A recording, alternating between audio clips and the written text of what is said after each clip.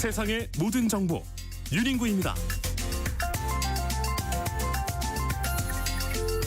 안녕하십니까, 윤인구입니다. 점심 맛있게 드시고 계시는지요? 지금 방송 혼자 듣고 계십니까? 아니면 같이 듣고 계신가요? 요즘 1인 가구가 우리 사회의 표준이 됐다는 얘기 자주 들립니다. 1인 가구 시대 어떻게 변하고 있는지 팩트는 숫자다 코너에서 통계를 통해 짚어보겠습니다. 한덕수 전 국무총리가 징역 23년형을 선고받았습니다. 합수본은 신천지 정교 유착 의혹 속에 의혹 수사에 속도를 내고 있는데요. 복잡한 정치권 이야기 여의도 해장국에서 시원하게 풀어드립니다. 믿고 듣는 시사, 여기는 KBS 1라디오 세상의 모든 정보 윤인구입니다.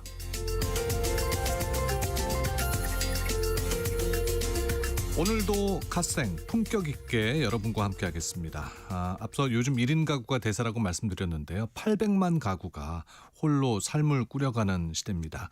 방해받지 않는 자유, 또 오직 나에게만 집중하는 시간, 혼자라서 좋은 점도 많은데요. 하지만 가끔은 또 사람의 온기가 문득 그리워지는 순간들이 있습니다. 그래서 오늘은 혼자라서 좋았던 순간, 또 반대로 혼자가 아니라서 더 좋았던 순간들에 대해 이야기 나눠보려고 합니다.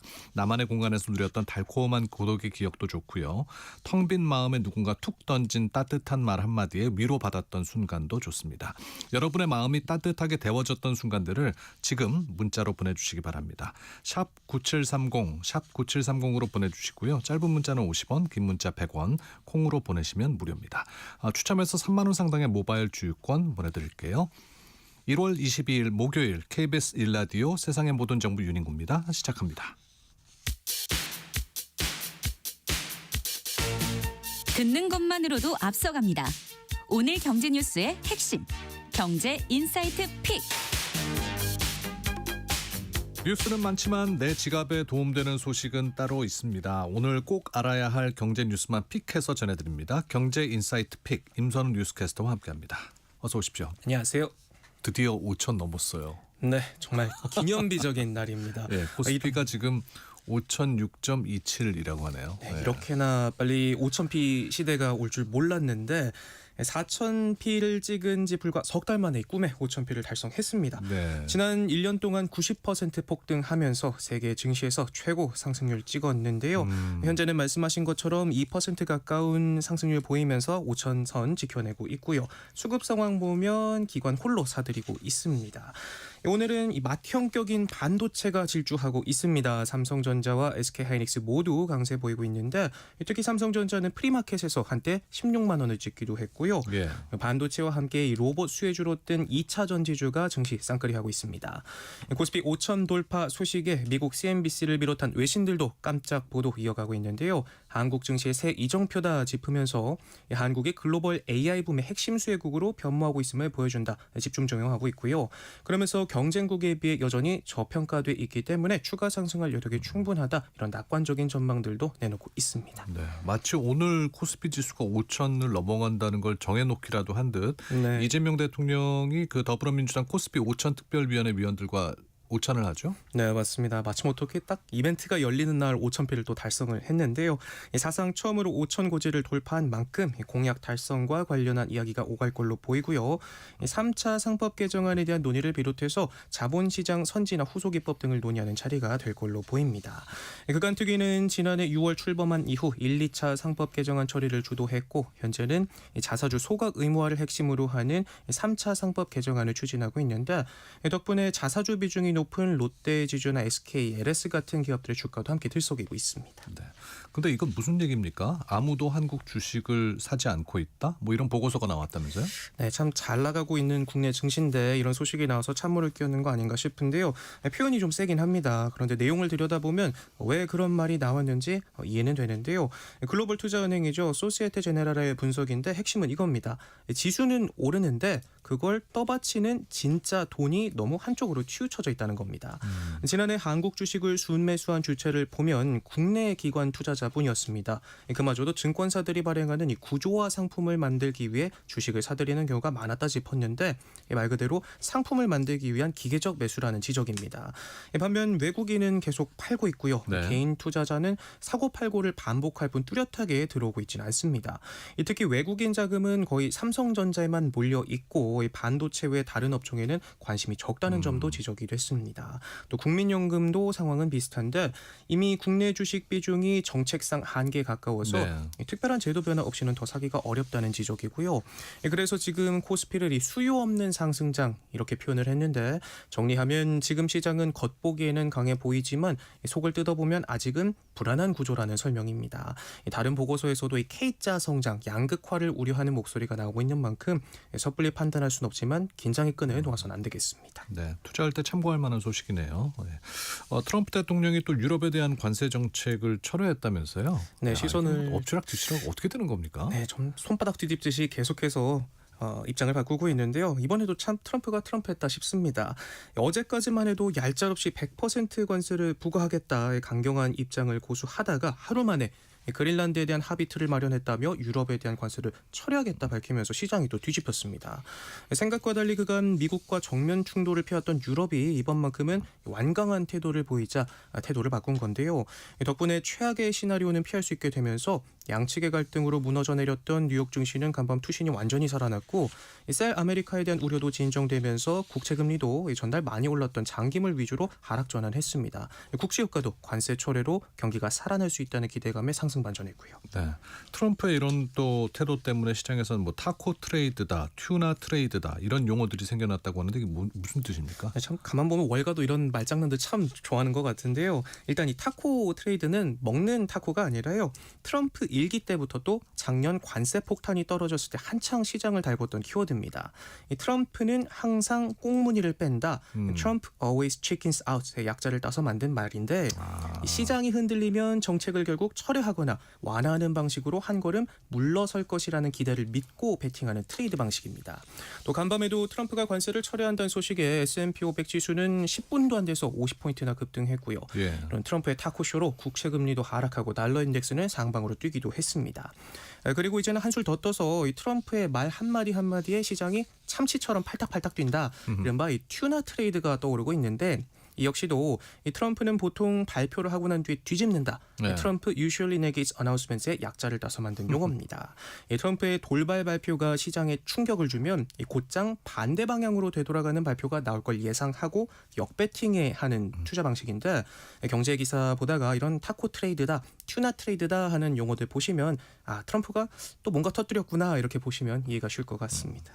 금값 얘기 자주 하고 있는데 또 사상 최고가를 썼다면서요? 네, 이것도 뭐 트럼프 리스크 때문인지 어제 온수당 4,700달러를 찍고는 하루 새 또 4,800선까지도 뚫어냈습니다.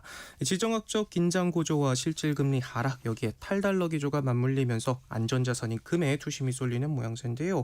국내에서도 이제 한돈에 100만 원까지도 찍은 것 같은데 그래도 더 간다는 잠빅빛 전망이 많습니다. 런던 금시장 협회가 실시한 설문에서 애널리스트들은 올해 금값이 5,000달러를 넘어설 걸로 봤고요. 7,000달러 고지도 찍을 것이란 전망도 나온 만큼 지난해 53차례 최고가를 갈아치운 금값이 올해도 랠리를 이어갈 것이라는 의견이 지배적입니다. 네.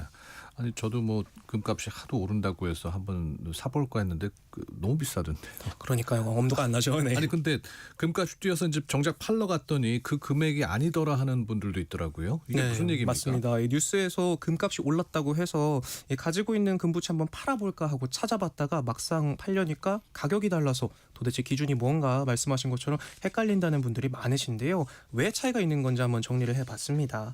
보통 온라인에서 시세를 찾아보고 이걸 기준으로 내가 받을 수 있는 돈을 예상해 보는데 네. 일반 소비자들이 인터넷에서 확인한 금 매도 시세는 국제금 시세인 경우가 많습니다. 국내 금 시세도 물론 국제금 시세를 반영하지만 이 환율 때문에 같은 날이라도 가격이 왔다 갔다 하기도 하고요. 또 국내 금 시세라고 해도 일종의 기준치를 제시하는 것에 불과하기 때문에 판매처마다 원가 구조가 달라서 가격도 각각 다 다를 수밖에 없습니다. 오늘 두바이유가 배럴당 얼마가 뛰었다라고 해도 모든 주유소 가격이 같은 건 아닌 것처럼. 그렇죠. 네. 근데 살 때가 팔 때보다 더 비싼 경우도 있어요? 네, 맞습니다. 금은 살 때 가격과 파는 가격이 다르다는 걸 모르는 분들이 꽤 계시더라고요. 최근에는 이 차이가요. 한 돈에 최대 16만 원 넘게 벌어진 상황이라 이 때문에 금을 팔거나 관련 투자를 하려면 구입 가격보다 20% 이상은 올라야 본전치기가 가능하다 이렇게 보시면 되겠습니다. 이 때문에 금은방이 수수료를 명목으로 가격을 깎아서 이득을 보는 거 아니냐 이렇게 생각하시는 분들도 계실 텐데 그런 건 아니고요. 가격 차가 발생 발생하는 가장 큰 이유는 부가가치세에 있습니다. 네, 금에 부과되는 부가세는 10%로 살 때는 시세 10% 가격이 더 붙고요. 네. 판매가에는 여기에 더해 골드바로 만드는 데 필요한 인건비와 기계 사용료, 이 전기료 등의 임가공비와 운송비, 유통이윤 등이 반영되기 때문에 가격이 다른 겁니다. 또 최근 금값이 오르면서 이렇게 팔려는 사람이 몰리는 것도 수요 공급 원칙에 따라서 팔 때 가격에 영향을 미치기도 하고요. 또 다 같은 24K 순금이라고 해도 순도에 따라서 구분되는 점도 가격의 차이를 만드니까요. 참고하시고 똑똑한 투자하시길 바랍니다. 노령연금 소식인데요. 앞으로 이제 법이 바뀌면 월 소득이 500만 원이 넘어도 연금을 전부 받을 수 있다라고 이제 최근에 알려드렸는데 이게 언제부터 적용되는 겁니까? 네, 결론부터 짚어보면 관련법은 6월부터 바뀌지만요. 혜택은 이미 시작됐기 때문에 당장 제도가 바뀔 때까지 연금이 깎이는 거 아닌가 걱정하실 필요는 없겠습니다. 국민연금공단이 이달 1일부터 이달 1일 소득부터 새 기준을 먼저 적용하기로 했는데요. 쉽게 말해서 올해 월 소득이 519만 원 아래라면 아직 법이 바뀌기 전이지만 노령연금은 전액 그대로 받게 됩니다. 네, 그럼 지난해 깎인 연금은 이건 포기해야 되는 건가요? 어떻습니까?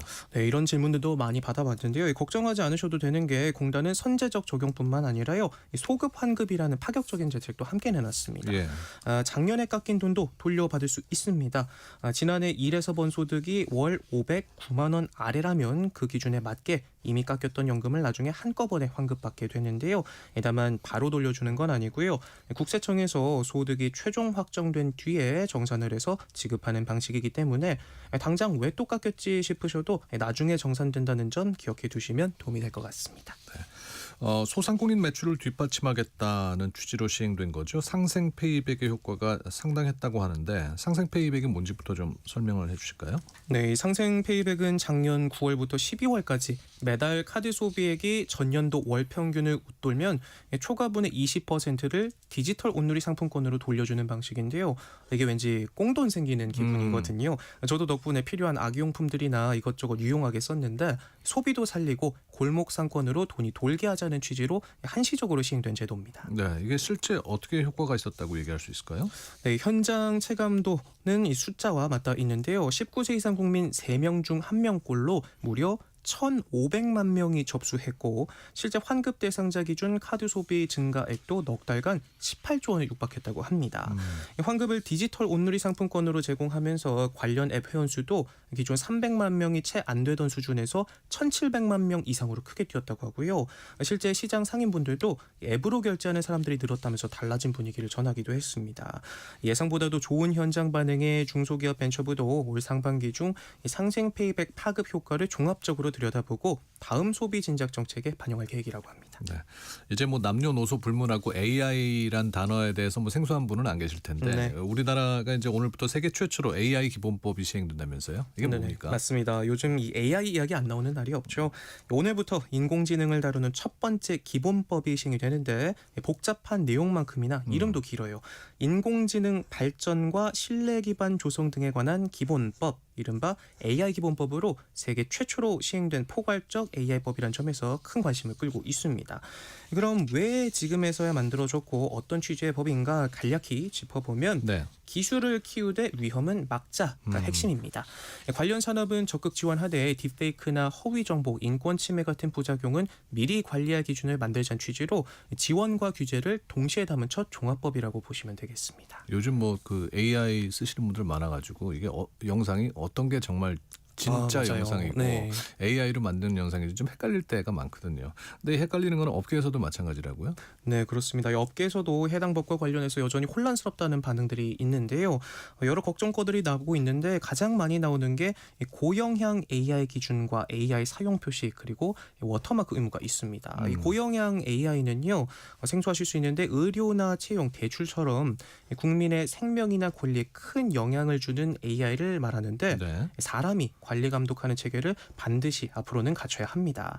하지만 어디까지가 고영향이냐라는 기준이 아직 추상적이다 이런 지적들이 있고요. 또 생성형 AI로 만든 결과물에는 AI가 만들었다는 표시를 해야 하는데 AI를 조금만 써도 전부 표시를 해야 하느냐 콘텐츠 가치가 떨어지지 않겠냐는 우려도 업계에서 나오고 있습니다. 정부도 이런 부담을 알고 있어서 1년 이상 처벌과 조사를 유예하기로 하고 계도와 소통에 집중하겠다는 입장인데요. 방향성은 분명하지만 현장에서는 아직 적응과 또 보완이 필요한 만큼 앞으로 가이드라인이 얼마나 명확해지느냐가 중요할 것 같습니다. 네. 주말에 비행기 타실 분들이라면 좀 주목해서 보셔야 될 소식이네요. 제주항공이 기내 보조 배터리 사용을 전면 금지한다고요? 네, 맞습니다. 당장 오늘부터 적용되는데요. 제주항공은 국내선, 국제선 할 것 없이 모든 항공기 기내에서 보조 배터리 사용을 전면 금지하기로 했습니다. 현재 국토교통부 지침은 기내에서 이 보조 배터리 충전을 금지하고 있는데 제주항공은 여기에 더해서 보조 배터리 사용을 아예 금지하면서 배터리로 인한 화재 위험을 원천적으로 차단하겠다는 방침입니다. 앞서도 화재 진압용 파우치를 탑재하고 보조 배터리는 단락 방지 몸에 지니거나 눈에 보이는 곳에 보관하도록 했는데 혹시라도 제주항공 이용하는 분들 계시다면 휴대전화는 탑승 전에 미리미리 충전시켜 놓으셔야겠습니다. 네. 자, 경제 인사이트 픽 임선우 뉴스캐스터와 함께했습니다. 고맙습니다. 고맙습니다. KBS 1라디오 세상의 모든 정보 윤인구입니다. 듣고 계신 시각 12시 36분 지나고 있습니다. 교통정보 알아보겠습니다. 네, 이 시각 교통정보입니다. 한낮이 되며 점차 오르고는 있지만 지금도 전국 대부분 지역의 체감온도 영하 10도 안팎에 머물러 있습니다. 특히 대설특보가 발효된 제주 산간 지역으로 눈길 도로 통제 소식도 있는데요. 1100도로 어승생 삼거리에서 구 탐라대 사거리 구간 또 516도로 전 구간 모든 차량의 출입이 제한이 되고 있습니다. 이 밖에 일부 소형차들은 체인을 갖춰야만 진입을 할 수 있는 도로 있는 만큼 미리 정보 확인 후 이동하시는 것이 좋겠습니다. 추운 날씨에 고장난 차에 영향을 받는 곳 서해안선 목포 쪽입니다. 금천 부근 주춤하다가 서서울 용소 일대로 사고 정체 남아있고 더 내려가 향남 졸음쉼터 진입이 불가한 이후 1차로를 막고 있는 고장난 대형 화물차 처리 작업 때문입니다. 이 밖에 부산 쪽 경부선 북천안 부근 꽉 막힌 정체 4, 5차로 작업 때문이고요. 서울시내는 구리 쪽 강변북로 한남대교 부근 2차로에서 추돌 사고 정리 중입니다. KBS 교통정보센터에서 공인혜였습니다. 지금 듣고 계시는 방송은 윤인구 세상의 모든 정보 윤인구입니다. 청취자 여러분들의 참여를 기다리고 있습니다. 문자번호 샵 9730, 샵 9730. 짧은 문자는 50원, 긴 문자는 100원의 정보 이용료가 있고요. KBS 콩 어플리케이션, 일라디오 유튜브 채널을 통해서는 무료로 참여하실 수 있습니다.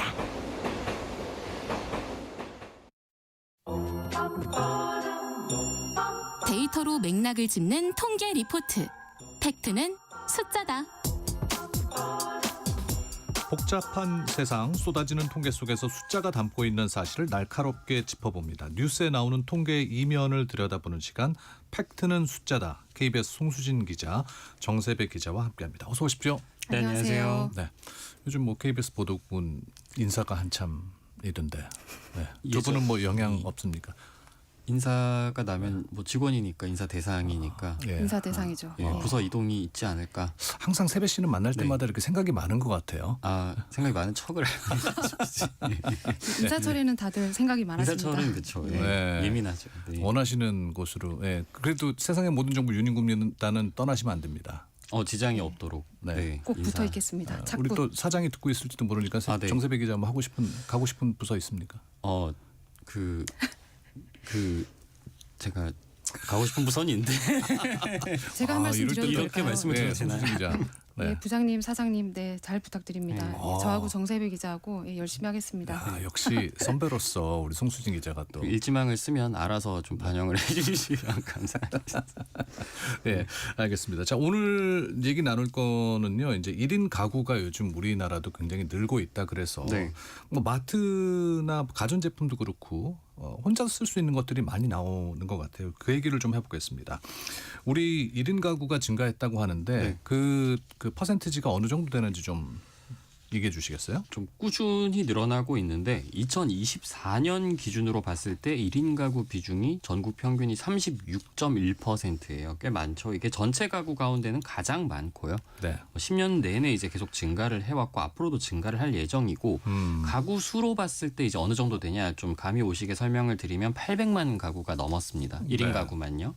근데 이게 성별로는 좀 차이가 있어요. 이제 여성 같은 경우에는 60세 이상 상대적으로 좀 고령층이 한 절반 가까이 되고 근데 반면 남성은 39세 이하가 한 40% 돼요. 이런 성별 차이는 좀 있습니다. 그러니까 연세 드신 분들 중에서 여성분들이 혼자 사시는 분들이 많다는 얘기네요. 예. 이게 지역에 따라서도 차이가 있습니까? 아무래도 이제 도시가 이제 1인 가구가 많을 수밖에 없는데 뭐 서울이 제일 대표적일 테니까 서울 설명드리면 1인 가구 비중이 39.9% 뭐 40%라고 생각하시면 될 것 같아요. 와. 서울의 1인 가구 인구가 160만 명이 넘거든요. 예. 다시 말하면 대전광역시 인구 전체 인구보다 서울에 사는 1인 가구 인구 수가 더 많습니다. 그래요. 네, 더 많고 뭐 도시가 좀 더 많은 게 예를 들어서 세종 같은 경우도 이제 1인 가구 비율이 상당히 높아요. 반면 이제 농촌 같은 경우에는 특색을 좀 봤을 때 사실 전남 같은 데는 60대 이상이 절반이 넘거든요. 1인 가구를 보면. 네. 근데 이제 뭐 서울 같은 경우에는 전체 1인 가구 가운데 30대 이하예요. 30대 이하가 절반이에요. 이런 거 보면 확실하게 좀 차이가 확연하게 드러나죠. 네. 그러니까 약간 그 이제 뭐 도시나 지역의 특성이 보이네요. 요 1인 가구 그렇습니다. 수를 네. 보면서. 근데 이게 혼자 살면은 또 뭐 그렇게 지출이 많지는 않아서 좀 여유가 있을지 않을까 하는 생각도 드는데 실제로 그렇습니까? 어떻습니까? 실제로 지출이 주는 것도 있는데 근데 혼자 살든 뭐 둘이 살든 사실 사람이 살면 꼭 써야 되는 그런 물건들이 있잖아요. 그런 지출은 사실 또 뭐 다 있기 때문에 실제로 한번 숫자로 한번 살펴볼게요. 1인 가구 연간 소득이 3,400만 원이 조금 넘었어요. 이게 전체 가구 평균에 비하면 절반이 좀 안 돼요. 한 46% 정도. 네. 근데 이제 1인 가구의 절반 가량은 연소득이 그 중에서도 3천만 원 미만입니다. 그러니까 1인 가구 중에서도 좀 많이 받는 가구가 있겠지만 한 절반 정도는 상당히 적게 받는 거고 또 1인 가구 같은 경우에 주거 면적도 사실 당연하지만 좀 적게 나타나요. 40제곱미터 이하가 절반 정도를 차지하고 있고 네. 반면에 이제 월 평균 소비 지출은 얼마 정도 되느냐 한 170만 원 정도 돼요. 이게 전체 가구로 따지면 한 60%가 조금 안 되는 수준이니까 단순히 따져보면 평균적인 소득 수준에 비해서 지출 부담은 좀 더 크다 오히려 네. 이렇게 봐야 될 것 같아요. 그럼 어떤 항목에서 돈을 많이 쓰고 있습니까? 이것도 사실 저기 1인 가구와 1인 가구 이상의 가구 사이에서 조금 차이가 나요. 1인 가구 같은 경우에는 통계상으로 봤을 때는 주거, 수도 정말 뭐 필수적이죠. 이거 안 쓰고 살 수 없잖아요. 네. 이쪽이 지출 비중이 가장 높고 그다음이 이제 음식, 숙박, 그 다음이 이제 식료품, 음료 뭐 이렇게 가고 근데 전체 가구로 넓혀봤을 때는 음식과 숙박 비중이 가장 높고 그다음이 이제 식료품과 음료가 차지를 해요. 주거, 수도 같은 경우에 상위를 차지하고 약간 뭐 미세하지만 차이가 분명히 있어요. 또 이게 한 가지 좀 눈여겨봐야 될 게 우리가 이제 국민 기초생활보장 수급받는 가구가 있잖아요.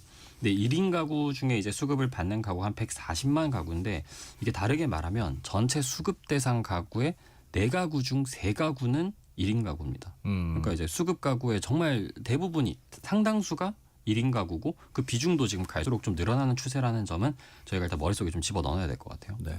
지금 많은 분들이 문자 이제 방송 들으시면서 보내주고 계신데요. 박지연님은 혼자 산다고 지출이 적진 않아요 하셨습니다. 그리고 오은주님은 저희 동네 1인 샤브샤브 식당에도 손님이 많더라고요. 확실히 요즘은 단체 회식이나 모임이 많이 줄고 혼자서 쇼핑하고 식사하는 것 같습니다. 우리 회사 분위기 봐도 예전에 비해서는 그렇게 같이 네. 뭐 회식을 한다거나 그런 경우는 많이 준 것 같아요. 9987님은 저는 남편과 사별하고 혼자 7년째 살고 있는데 처음에는 혼자 밥 먹고 혼자 하는 외로움이기 때문에 5년 동안은 힘들었는데 하지만 세월이 약이라고 적응이 돼서 씩씩하게 살려고 노력하고 있다고 매일 방송 잘 듣고 있다고 하시면 감사합니다. 0780님 혼자는 둘이 부럽고 둘은 혼자가 부럽다. 동의하십니까? 아니요, 저는 둘이 좋습니다. 이거는 저 집에 있는 분 들으시다고 정립적인 발언인 것 같은데. 언제든 재생을 다시 할 수 있기 때문에. 왜 얼굴이 빨개져요, 근데? 너무 좋아서. 8833님 혼자는 외롭고 둘이는 괴롭다. 살면서 자주 느낍니다. 그러셨는데 저도 일정 부분 공감합니다. 자, 계속 이야기 나눠보죠. 시장도 이제 제품이 또 1인 가구 시대에 맞춰서 뭐 작아야 팔린다는 분위기도 있던데 이런 1인 세대를 겨냥한 제품들이 많이 나오고 있는 게 현실이죠. 좀 새로운 제품들 저도 몰랐던 제품들이 많이 나오더라고요. 찾아보니까. 근데 이게 1인 가구도 1인 가구인데 사실 2인 가구 비중도 만만치 않아요. 전체 한 30%거든요. 네. 그러면 1인 가구, 2인 가구 합치면 전체 65%인 거예요. 어마어마하죠. 그러다 보니까 유통업계부터 좀 발빠르게 대응을 하고 있고 이게 대표적으로 드러나는 게 이제 좀 스몰 사이즈 제품, 쉽게 말하면 기존 제품 용량을 좀 줄였다 이렇게 보시면 될 것 같아요. 뭐 햇빵 같은 경우에도 요새 뭐 작게 나오는 경우가 있고 대표적인 제품 소개를 좀 해드리면 베이컨 제품이 나오는 게 있는데 이게 전체 매출 중에서 일부러 이렇게 용량을 좀 낮춰 파는 제품의 비중이 73%나 차지했대요. 이게 출시가 되고 나서 판매량이 급증했고 또 이제 베이커리 제품 같은 경우에도 이제 1인 가구를 겨냥해서 이제 단가도 좀 낮추고 양과 이제 뭐 수량도 좀 작게 해서 파는 이런 제품이 매출이 1년 만에 3.5배나 증가를 했다고 합니다. 네. 뭐 심지어 이제 겨울철 뭐 단골 저희가 많이 편의점 가면 찬 호빵 같은 경우도 보통 뭐 4개 드리로 이렇게 팔았잖아요. 네. 그리고 뭐 하나, 2개 이렇게 소분해서 팔기도 하고 아예 편의점에는 이제는 1인용 양념육을 편의점에서 판매한대요. 양념 갈비 같은 거 집에서 네. 요리해 먹을 수 있게. 그냥 들어가다 사갖고 와서 그냥 바로 맞습니다. 해 먹을 네, 수 있게. 딱 1인용에 맞게. 그러니까 이게 산업이나 유통 구조도 이렇게 변하고 있는 거군요. 그렇습니다. 이제 전반적인 유통 구조가 변하는 것도 있고 또 이걸 따라서 새로운 어떤 산업이 등장하는 것도 있는데 한번 이용해 보셨을지 모르겠는데 이제 셀프 스토리지 산업이라고 쉽게 말하면 창고죠. 도심에 있는 창고 그런 거 지나다니시다가 많이 보셨을 거예요. 이게 1인 가구 자체가 좀 늘어나고 또 주거비가 늘어나다 보니까 이제 집을 넓히기는 어려우니까 이런 것들을 좀 보관하는 산업이 늘어나는데 이제 또 우리가 1인당 국민 소득이 늘면 아무래도 취미나 여가 이런 것도 많아지잖아요. 그러면 이제 뭐 집에 보관할 거는 많은데 사실 도심에서 뭐 주거 면적 넓히기가 어디 쉽습니까? 그러다 보니까 일본 같은 경우에 실제로 이게 시장 규모가 한 2조 원 된대요. 우리나라는 2천억이거든요. 그러니까 한 10배 차이 나는데 뭐 반대로 말하면 우리 뭐 산업 성장 여지가 충분하고 그러네요. 이용률이 우리가 또 일본보다 많이 낮대요. 앞으로 늘어날 수 있고 유통가 같은 경우에도 이게 극단으로 좀 치닫는 경향이 있어요. 쉽게 말하면 싸거나 아예 비싸거나. 그러니까 이제 뭐 초저가 뭐 PB 상품이나 아니면 편집숍 같은 게 이제 뭐 대형 마트에 들어오는데 반면 또 백화점 같은 경우 이제 고소득층 겨냥한 그런 아주 초 프리미엄이라고 하는데 그런 전략이 가고 뭐 이렇게 간다고 하더라고요. 일단 여기서도 양극화 현상이 일어난다는 겁니까? 그 소득 격차가 이게 크다는 거네요. 맞습니다. 앞서 설명드렸지만 아무래도 이제 1인 가구의 이제 뭐 소득 같은 경우에 이제 좀 상대적으로 좀 낮다 보니까 이게 또 다른 조사가 하나 있어요. 지난해 가계금융복지조사가 있는데 상위 20%, 하위 20% 평균 소득이 이제 10배 넘게 차이가 나고 있고 격차도 뭐 안타깝지만 계속 벌어지고 있어요. 어떻게 보면 이런 상황에서 뭐 유통업계 입장에서 초저가 전략은 이젠 뭐 생존이죠. 어떤 선택이 아니라 생존이고 반면에 이제 뭐 고소득층은 어떤 이런 경기 흐름과는 좀 무관하게 소비를 이어갈 수 있고 쉽게 말해서 가격에 민감한 계층도 빠르게 늘고 고소득층의 자산 쏠림 현상도 늘어나고 있고 중간만 빈다. 뭐 이렇게 표현할 수도 있을 것 같아요. 물론 이것도 이제 경제력에 따라서 차이가 있겠습니다만은 이 혼자 사시는 분들의 그 여가 만족도는 어떻게 나오고 있어요? 여가 만족도도 실제로 조사를 해봤어요. 해봤더니만 그러면 이제 주로 만족스러운 여가 활동 어떤 거 하세요라고 물었을 때 1위는 이제 산책, 걷기 이게 나왔고 2위가 TV 시청 나왔는데 TV 시청 비중이 좀 전체 가구에 비해서는 높아요. 또 주목할 만한 점이 29세 이하 그다음에 40대 이 두 개 층에서는 제일 높았던 게 모바일 컨텐츠나 동영상 시청 뭐 사실 다들 많이 하시긴 하지만 제일 높게 나왔고 아까 말씀드린 뭐 산책, 걷기 이런 거는 50세 이상이 돼야 좀 비중이 높아져요. 이게 뭐 말씀하신 비용 문제가 있을 수도 있고 또 다른 사람과 교류하면서 하는 이게 좀 쉽지 않을 수도 있고 결과적으로는 만족도가 좀 낮게 나왔어요. 전체 가구에 비해서는. 그다음에 그러면 왜 만족스럽지 못하냐고 물었을 때도 경제적 부담을 꼽은 사람이 제일 많았고. 네. 그러니까 정세배 기자가 얘기해 준 그 통계 결과를 보니까 1인 가구가 참 많이 늘고 있구나라는 추세를 읽을 수 있었는데 근데 이런 통계에도 좀 이면이 있다고요? 송수진 기자? 네네. 그 시장이 사실 1인 가구를 향해 달려가고 있다. 요 사실은 그 통계가 이미 대세라고 얘기를 하고 있고요. 근데 중요한 거는 가구 형태가 바뀌면은 우리 생활 기반도 바뀐다는 점인데요. 그러니까 뭐 예를 들어서 주거만 보더라도 그 1인 가구는 단독주택 또 아파트 비중이 크지만요. 주택 소유율은 32% 정도가 나왔습니다. 그러니까 전체 가구 평균이 56.9%였거든요. 비교해보면 많이 낮은 편이죠. 그러니까 집을 소유하기보다는 거주하는 쪽으로 기울어져 있다. 이렇게 볼 수 있을 것 같습니다. 예. 그러니까 이동성이 좋다고 볼 수도 있겠지만 또 이동 자체가 주는 어떤 불안전성은 무시할 수 없는 것 같기도 하고요. 그다음에 소득 구조도 한번 볼 수 있는데요. 이 역시 다소 불안정한 것으로 조사됐습니다. 1인 가구 연간 소득이 3,423만 원이었고요. 전체 가구 평균의 46.1% 수준입니다. 월 평균 소비 지출도 아까 정세배 기자 간단하게 언급해줬는데 168만 9천 원 나왔습니다. 전체 58.4% 수준입니다. 단순히 비교를 해보면 버는 돈에 비해서 나가는 돈의 비중이 크니까 그러네요. 좀 더 팍팍한 삶을 살고 있다. 이렇게 볼 수 있을 것 같습니다. 그리고 또 복지 지표를 보면 좀 더 선명해지는 부분이 있는데요. 국민 기초생활보장 수급 1인 가구가 139만 7천 가구 정도가 됐는데 예. 이 중에서 74.2%가 1인 가구였습니다. 그러니까 1인 가구는 곧 청년 라이프 스타일이다. 이렇게만은 설명하기가 어려운 것이죠. 그러니까 생각해 보면 기존 1인 가구는 주로 노년층이 많았거든요. 여기에다가 이제 라이프 스타일 변화 등으로 젊은층 1인 가구가 유입된 형태. 이것이 1인 가구의 구성 같습니다. 네. 그러니까 지금 말씀하신 그 통계 자료를 보면은 살림이 꼭 그렇게 여유롭지만 않다는 걸 알 수가 있는데 네네. 해외에서는 그래서 뭐 고독부라는 게 생기기도 하던데 이런 우리 취약성이 비극적으로 드러나는 지표가 이제 고독사라는 거 요즘 말 많이 하잖아요. 네네네. 사실 이 부분은 어르신 1인 가구에 주로 뭐 집중된 문제라고 볼 수도 있는데요. 그렇지만 청년층 1인 가구가 계속 현재 주거 형태를 유지를 하면 또 언제든지 맞이할 수 있는 일입니다. 고독사가요. 예. 우선 개념부터 좀 간단하게 짚고 가면 고독사는 가족, 친척, 주변 사람들과 단절된 채로 홀로 살다가 고립된 상태에서 사망하고 일정 시간이 흐른 뒤에 발견되는 죽음을 뜻합니다. 좀 정의에서부터 쓸쓸한 기운이 느껴지는데요. 보건복지부 통계가 있습니다. 2024년에 고독사 실태 조사를 했거든요. 예. 이때 사망자 수가 3,924명이 나왔습니다. 직전이 2023년인데 그때보다 7.2% 정도 늘어난 걸로 나왔습니다. 근데 여기서 또 눈여겨볼 대목이 이 고독사 어디에서 발견됐느냐인데요. 네.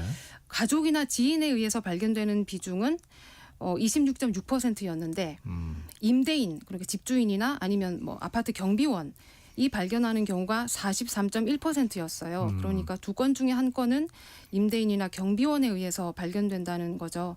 그래서 생각해 볼 수 있는 부분은 좀 관계망이 약해져서 마지막 순간에 발견되는 사람이 가족이 아니라 또 관리자, 뭐 서비스를 담당하시는 분, 복지 서비스를 담당하시는 분 이렇게 바뀌고 있는 것 같습니다. 이거 중국에서는 생사 확인 앱이 나왔대요. 그래서 되게 놀랐는데요. 생사 확인 앱이요? 네네네. 어플이 중국도 사실 이런 현상이 비일비재한 거예요. 그러다 보니까 뭐 형태가 이런 식인 거죠. 매일매일 이렇게 출석 체크하듯이 다 살아 있어요. 근데 만약에 이게 안 하면 자동으로 뭐 저장된 사람한테 알림이 간다든지. 네. 스마트폰 애플리케이션 이름이 우리나라 말로 번역하면 주건니인데요.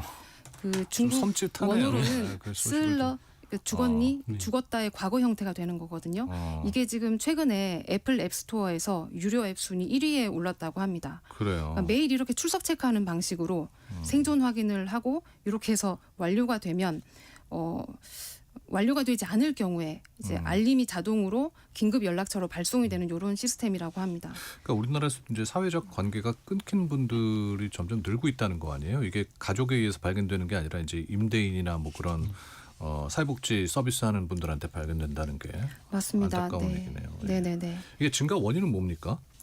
1인 가구 비중이 증가하는 것, 그다음에 사회적 고립도가 증가하는 것 같은 요인들을 꼽을 수가 있을 것 같습니다. 예. 네.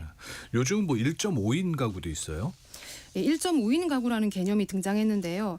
이게 보통 이제 한 해를 전망을 하면서 한 해를 관통하는 키워드, 뭐 10가지 트렌드 이렇게 많이들 전문가들이 분석을 하는데 요 중에 하나로 1.5인 가구라는 개념이 등장을 했습니다. 사람을 반으로 나눌 수는 없는 거죠. 예, 이게 어떤 개념이냐면요. 외롭다는 응답이 높고 또 아플 때, 뭐 우울할 때, 뭐 돈이 필요할 때 도움망이 상대적으로 좀 1인 가구가 약한 편이잖아요. 네. 그러니까 이런 조건에서 이게 완전한 고립을 계속 감당하기는 어렵거든요. 그래서 평일에는 1인 가구로 지내다가 주말에는 친구, 연인 혹은 부모님과 같이 지내는 방식을 쓴다는 거죠. 예. 그래서 1.5인 가구 이렇게 부르곤 하는데요. 이런 트렌드가 최근에 확산된다고 합니다. 쉽게 네. 말해서 제가 만약에 혼자 산다면 생활의 인프라, 예를 들어서 무척 중요한 생활 인프라가 또 김치 이런 거 있을 수 있는데요. 김치나 혹은 뭐 용돈이 필요할 때 혹은 병원에 같이 갈 때 이럴 때는 부모님께 도움을 요청하고 아니면 친구에게 요청하는 이런 형태. 점점 늘고 있다고 합니다. 알겠습니다. 자, 팩트는 숫자다. 오늘 여기까지 듣도록 하겠습니다. 송수진 기자, 정세배 기자와 함께했습니다. 고맙습니다. 감사합니다. 네, 오늘 또 문자 올려주신 분들 감사드리고요. 저희 1부 마무리하고 2부에 뵙겠습니다.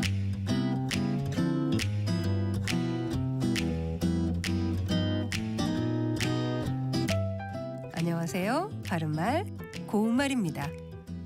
주택가를 돌아다니면서 다른 사람의 자동차에 고의로 흠집을 내거나 타이어를 못 쓰게 만드는 사람들에 대한 뉴스를 접할 때가 있습니다. 이런 내용을 다룬 보도문에서 이번 화재는 누군가의 고의적인 방화로 추정됩니다. 와 같은 기사를 볼 수 있습니다. 방화는 일부러 불을 지르는 것을 가리키기 때문에 그 행위에 고의성이 들어가 있습니다.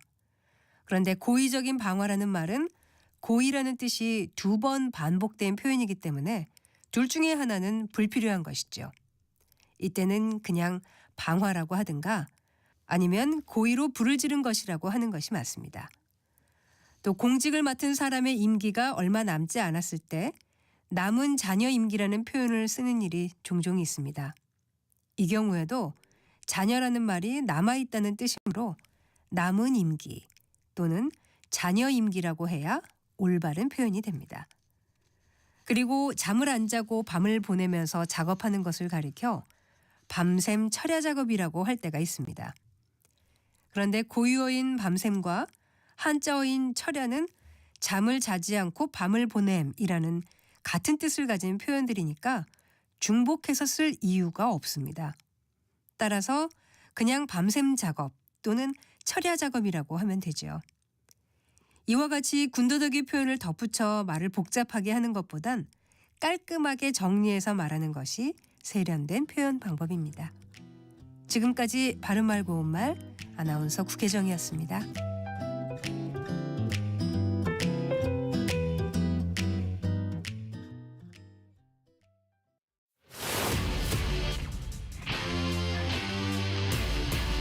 토론에 정답은 없습니다.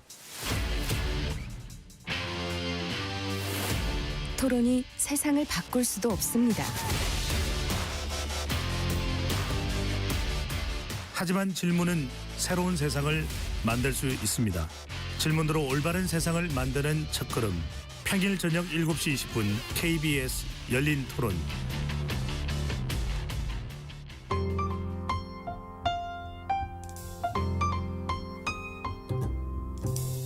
어떤 하루 보내고 계신가요? 눈코 뜰 새 없이 바쁘게 지나가는 한 주. 따뜻한 시선으로 하루를 마무리합니다. 당신을 위한 지식 쉼터. 오늘 밤 일라디오. 월요일부터 금요일. 매일 밤 10시 5분에 시작합니다.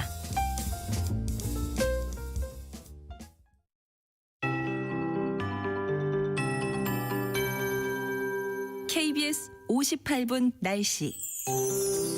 대설주의보가 속속 해제되고는 있지만 울릉도 독도와 신안, 제주 산간에는 여전히 남아 있습니다. 그리고 해안 도서, 제주 쪽에 강풍특보가 발효 중인 곳 많습니다. 서울 및 내륙 곳곳에도 강풍이 불고 있습니다만 각별히 특보 해당 지역에서는 시설 관리에 더 신경 쓰셔야겠고요. 동쪽 지역에 건조특보가 남아 있습니다. 그 가운데 어제 또 산불이 발생을 했는데요. 강릉이나 울진, 영덕, 포항, 양양 등 건조경보로 대체된 곳이 있습니다. 각별히 화재에 유의하셔야겠습니다. 대다수 지역의 한파특보 속에 올 들어 가장 추운 날씨로 기록될 가능성이 있습니다. 한파의 고비라고 하기에도 애매한 게 내일도 서울 기준 영하 12도로 오늘 못지않게 매서운 강추위가 이어지겠습니다. 건강관리에 유의하셔야겠습니다. 오늘 대체로 맑겠고 이렇게 호남 서해안과 호남 내륙, 제주 쪽에 눈이 조금 더 내리겠습니다. 그리고 내일도 인천과 경기 남부, 충남, 호남에 눈 오는 곳이 있겠는데 눈의 양이 1에서 3cm가량 되겠습니다. 이 해안 지역과 제주 위주로 강풍이 불고 있는데요. 각별히 주의해 주시고 빙판과 도로 살얼음이 나타나는 곳이 있어서 이 점도 주의 바랍니다. 오늘 낮 기온 서울 영하 5도 등 영하 8도에서 영상 3도가 되겠습니다. 현재 서울의 기온은 영하 8도입니다. 강혜종입니다.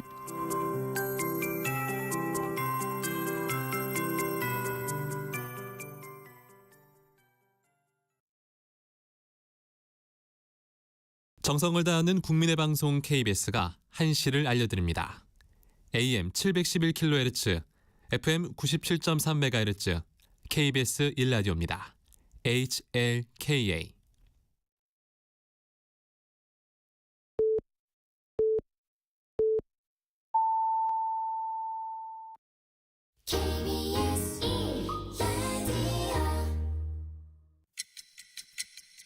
듣는 것만으로도 앞서갑니다.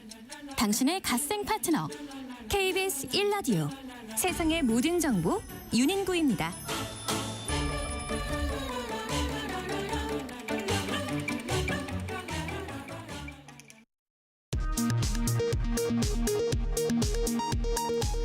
이 시각 라디오 정보센터 뉴스입니다. 여야가 한 차례 무산됐던 이해훈 기획예산처 장관 후보자 인사청문회를 내일 열기로 최종 합의했습니다. 코스피가 오늘 장중에 사상 처음으로 5,000선을 돌파했습니다. 교육부가 오늘 이재명 정부 들어 처음으로 교권 보호 방안을 발표했습니다. 교사 개인 연락처를 통한 민원 접수는 금지되고 학교장에겐 악성 민원인의 출입을 제한할 수 있도록 할 계획입니다. 지금까지 라디오 정보센터 뉴스 정원나였습니다.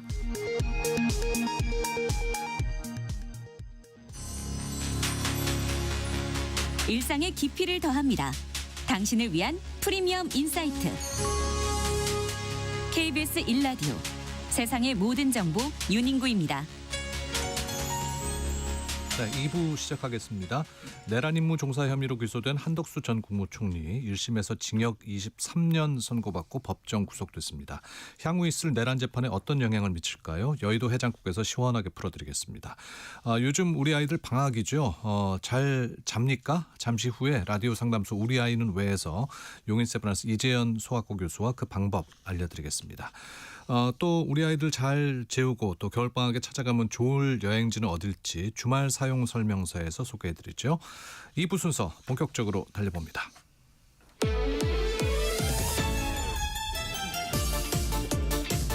오늘 정치 뉴스에 속 뒤집힌 분들 다 오세요.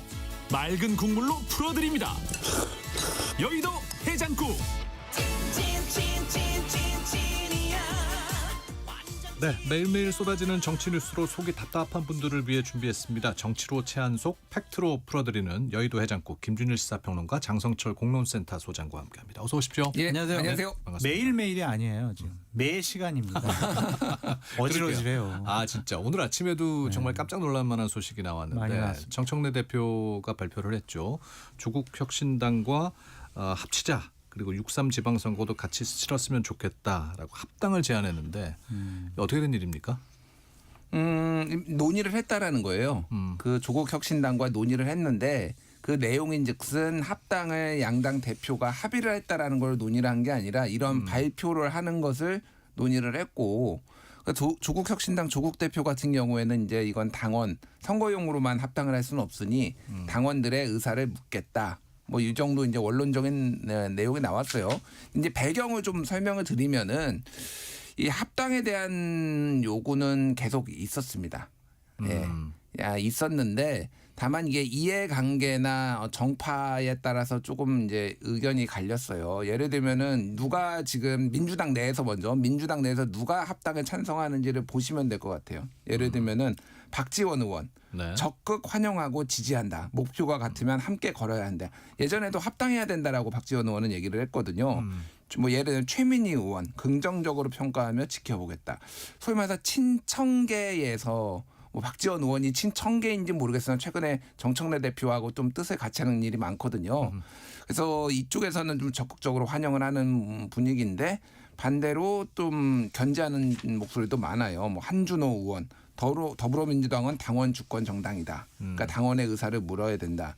김용민 의원 당대표 혼자 결정한 일이 아니다. 그래서 이거를 좀 견제하는 목소리, 친명이라든지 아니면은 당원들의 의사를 물어야 되는 당원들의 의사를 중요하게 생각하시는 분들은 이거를 이제 반대하는 목소리가 좀 있어요. 그래서 민주당 당원들도 조금 엇갈리는 분위기입니다. 그러니까 이게 별 공유가 안 된 모양이에요. 뭐 당내 의원들 사이에서도 최고위원들 같은 경우에는 최고위원 할 때 뭐 20분 전에 얘기를 들었다. 오늘 아침에 그렇게 얘기를 하고 대통령실에서는 특별히 사전에 논의된 것은 없다 이렇게 얘기를 했거든요. 근데 진짜 사전에 교감이 없었던 겁니까? 특별이라는 단어를 좀 우리 주목을 해야 될 것 같아요.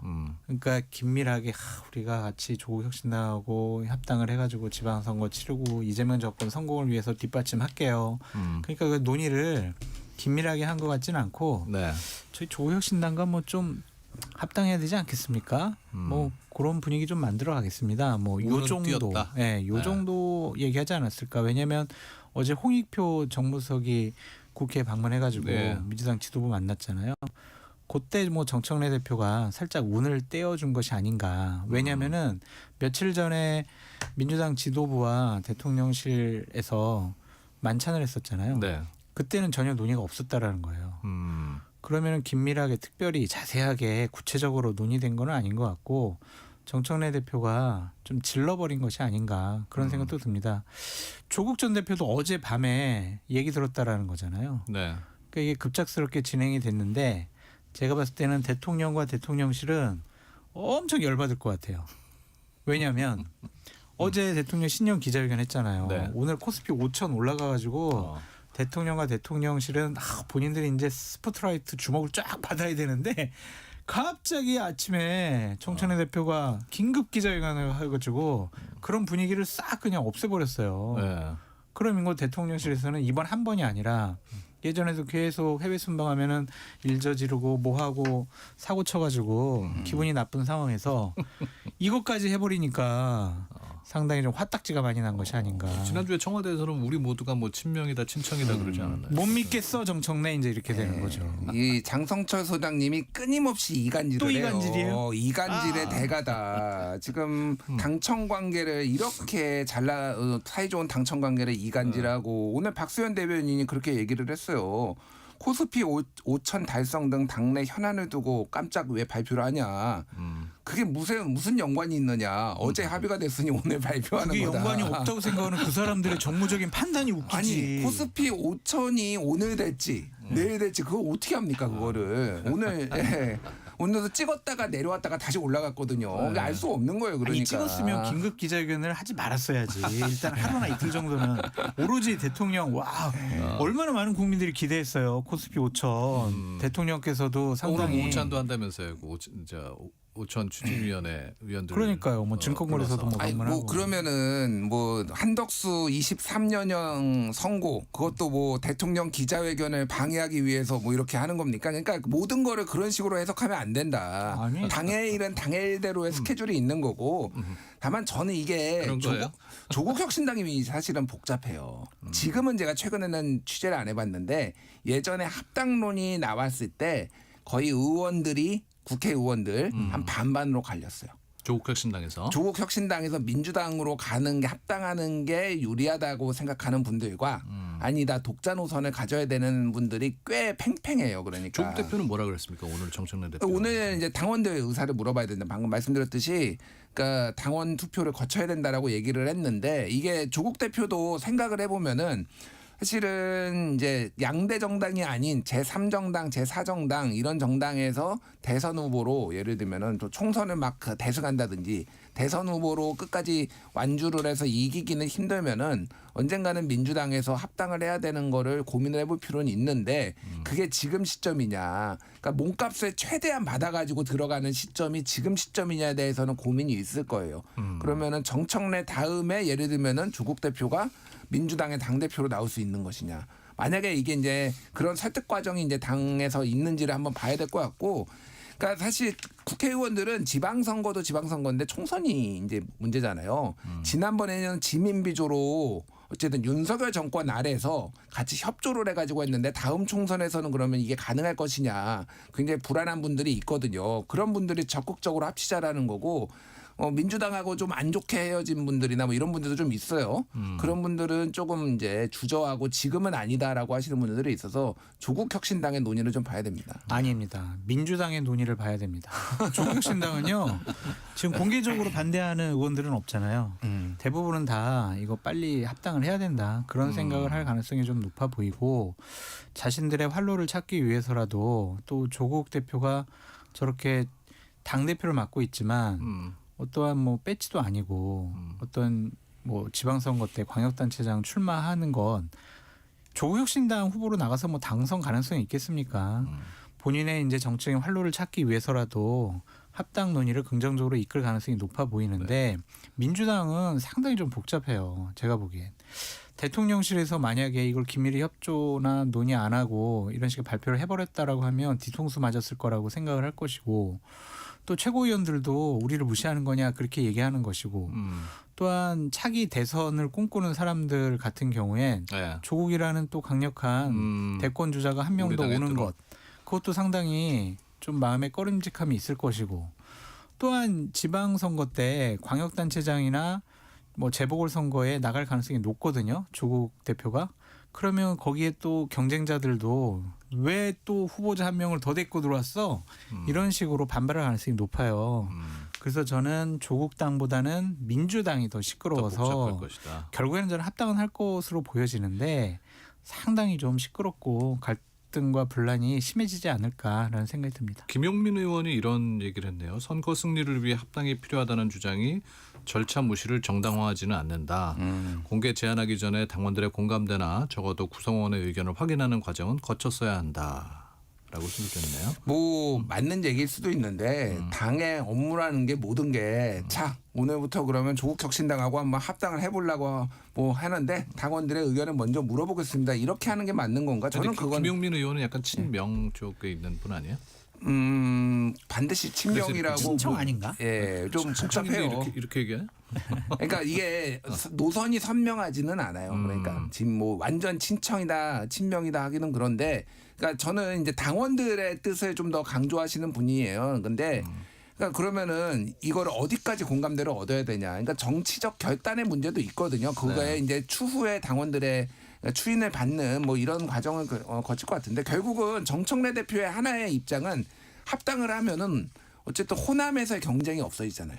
그러면 호남도 대승, 소위 말해서 민주당 입장에서 보면은 대승. 그럼 이게 내 공이다. 그리고 다른 지역에서도 이를테면은 민주당의 표를 가져가는 조국혁신당 후보가 안 나오게 될 경우에는 상대적으로 야권은 분열돼 있기 때문에 유리할 수 있다. 그러면 이게 연쇄작용으로 야, 야권 연대도 해야지 저쪽도 합치는데 이러면서 개혁신당에 상당한 압력으로 이제 갈 수도 있겠다 그 생각이 듭니다. 조금 더 악의적으로 제가 분석을 해보면은 재밌다.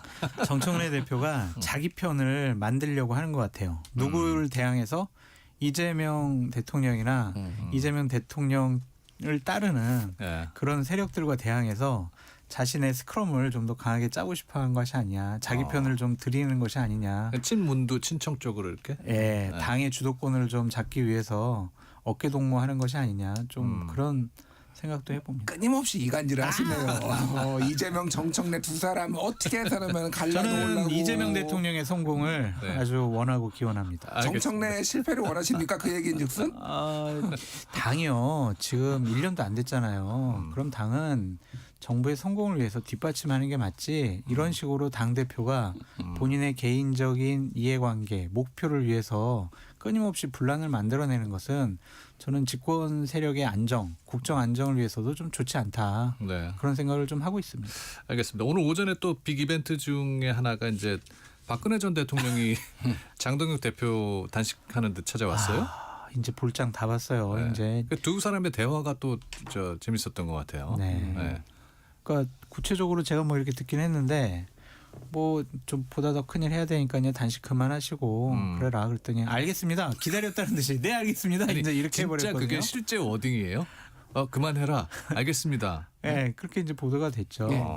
근데 이제 제가 우려스러운 거는 탄핵당한 전직 대통령이 또 전면에 등장을 했단 말이에요.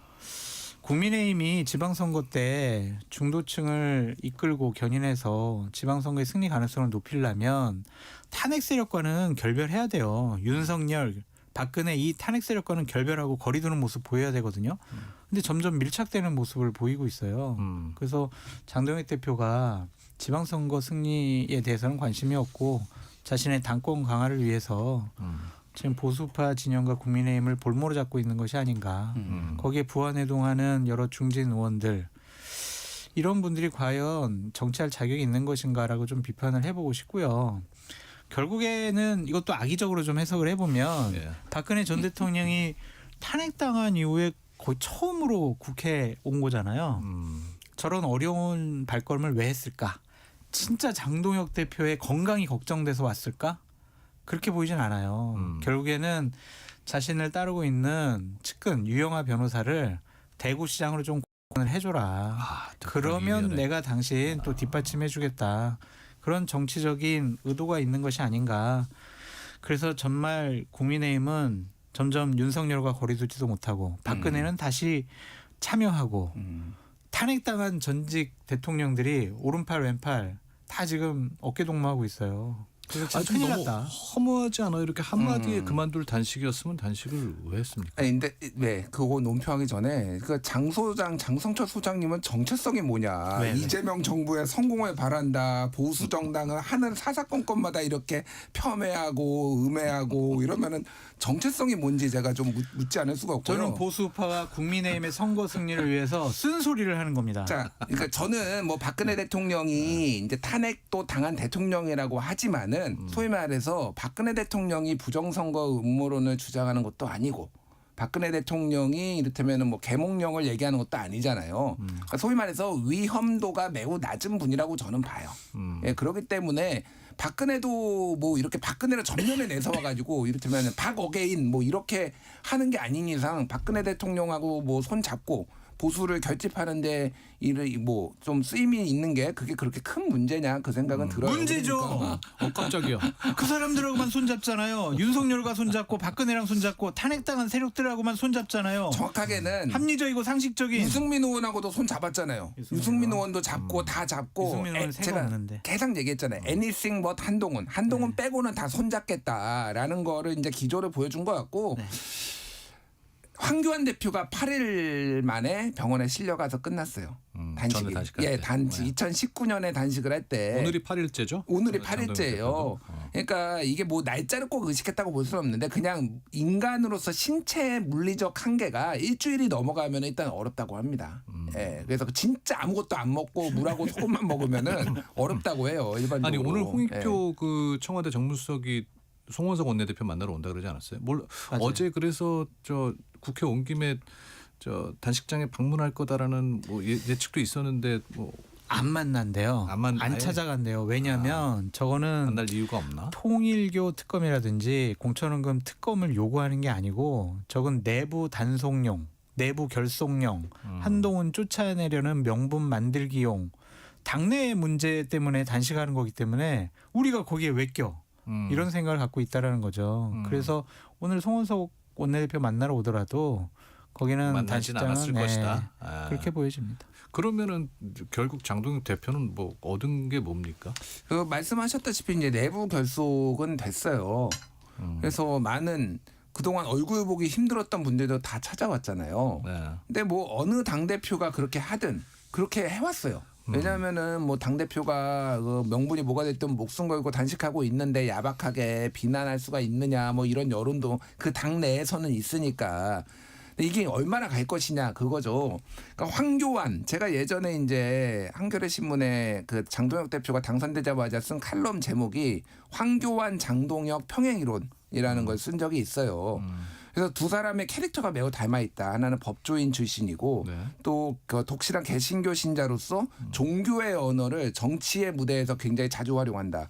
그리고 자당이 배출한 대통령이 탄핵당한 다음에 이 당을 구할 구세주처럼 등장을 했고 정치 경력이 짧음에도 불구하고 당대표가 됐다.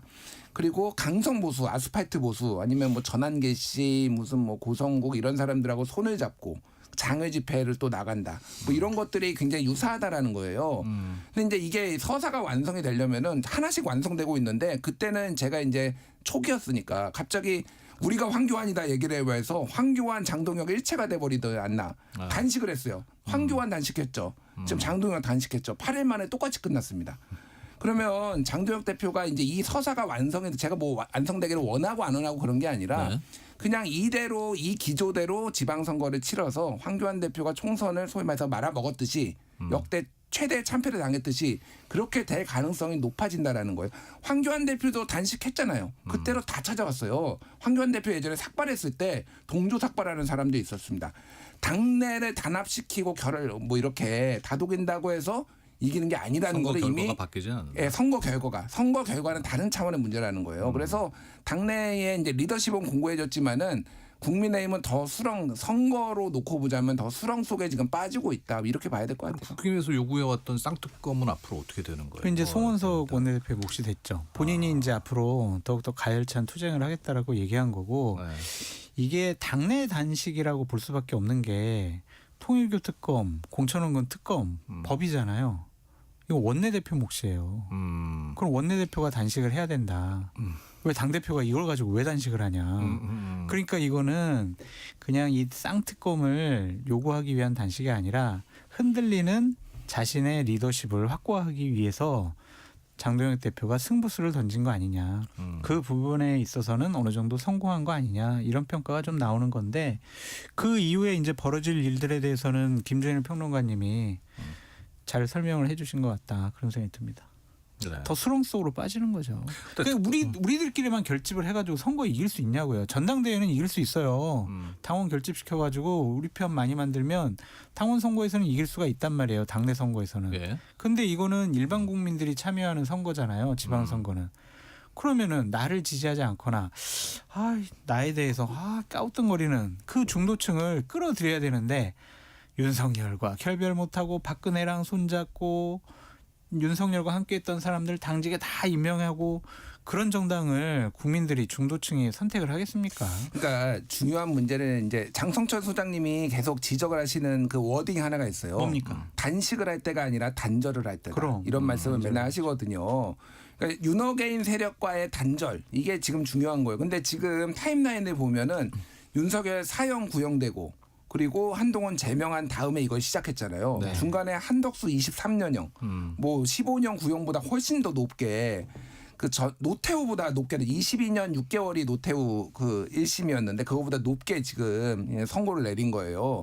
이런 과정들을 보면서 이제 국민들이 어떤 생각을 할 것인가 그게 중요한 거죠. 그래서 제명은 한동훈을 제명할 게 아니라 윤석열을 제명해야 된다. 그러니까 최고위원회를 열어가지고 탈당을 이미 했지만은 최고위원회를 열어서 제명 이렇게 하는 이를테면 민주당도 강선우 탈당했지만은 최고위원회 열어서 제명시켰잖아요. 이 정도의 어떤 결연함을 여기에서 보여줘야 되는데 지금 엉뚱한 쪽으로 지금 힘을 쏟았다. 뭐 이렇게 봐야 될 것 같아요. 지금 또 국힘의 또 한 가지 악재는 그 검경 합동수사본부의 신천지 그 조사 내용들이 계속 나오고 있지 않습니까? 네. 조직적으로 이제 선거에 국민 대선 후보 경선 과정에서 개입한 정황이 나오고 있는데 여기에 대해서는 어떻게 보세요? 뭐 그냥 나올 게 나온 거죠. 나올 게 나온 건데 사실 뭐 이 내용들이 어느 정도는 다 밝혀진 상황이잖아요. 그래서 지금 국민의힘에서 그동안 장동혁 대표 단식하고 있을 때 그냥 신천지 특검도 받자 이런 내용들이 국민의힘에서 먼저 나왔다라는 거예요. 청명해주거나 한식해주거나 약간 이런 거죠. 특검으로 수사를 받으나 검경 합동수사단의 수사를 받으나 뭐 이거 마찬가지니까 그런 고육지책이 지금 나온 상황이고 뭐 대통령도 어제 기자회견에서 얘기를 했지만은 이거는 강도 높게 수사를 할 수밖에 없다. 그리고 신천지 건은요. 사실은 2003년부터 그때 서청원 당대표 만들기 그때부터 이미 조직적으로 신천지가 개입했다라는 게 이미 언론 보도로 다 뭐 폭로가 된 상황이에요. 예. 그 뭐 2004년 뭐 그래서 계속 2007년 그 박근혜 이명박 당내 경선에도 10,000명 동원했다 당시에 그런 보도가 있거든요. 2012년 대선 때도 마찬가지고 아예 수석 장로가 황모 씨가 아예 고문으로 들어왔어요. 그래 신천지 고문으로. 그래서 이게 유구한 역사인데 점점점 그 개입하는 숫자가 많아집니다. 처음에 수백 명이었다가 수천 명이었다가 10,000명이었다가 지금 5만 명에서 10만 명 내까지 나오면은 이거는 끊어내지 못하면은 보수 정당을 위해서도 이거는 안 좋은 일이다 그 생각이 들어요. 그러니까 신천지는 오랫동안 보수 정당에만 작업을 해온 겁니까? 모르겠습니다. 그거는 민주당 사정은 모르겠는데 제가 이제 여러 가지 뭐 대선이라든지 전당대 경험을 해보면 신천지 쪽에 계셨던 분들이 와가지고 좀 노골적으로 활동을 하고 선거에 도움을 주기도 했던 것 같아요. 되게 은밀하게 접근을 합니다. 네. 처음에는 신천지다, 신천지 교인이다 이런 얘기를 안 하고 되게 잘해줘요. 돈도 잘 쓰고. 그러면서 이제 나중에 알고 보면 신천지 이렇게 이제 밝혀지더라고요. 당원에 만약 5만 명, 10만 명 가입이 되어 있다면 이거는 이번 기회에 차라리 수사 협조를 잘해서 국민의힘으로서도 당원들의 오염된 당원들을 좀 이번엔 속아내는 계기로 삼는 것이 좋지 않을까. 이런 뭐 경찰의 수사든 특검이 뭐 이루어지든 제대로 좀 수사받는데 협조하시라 그런 말씀을 드립니다. 분명 이것도 법 위반 사항인 거죠. 대선 경선에.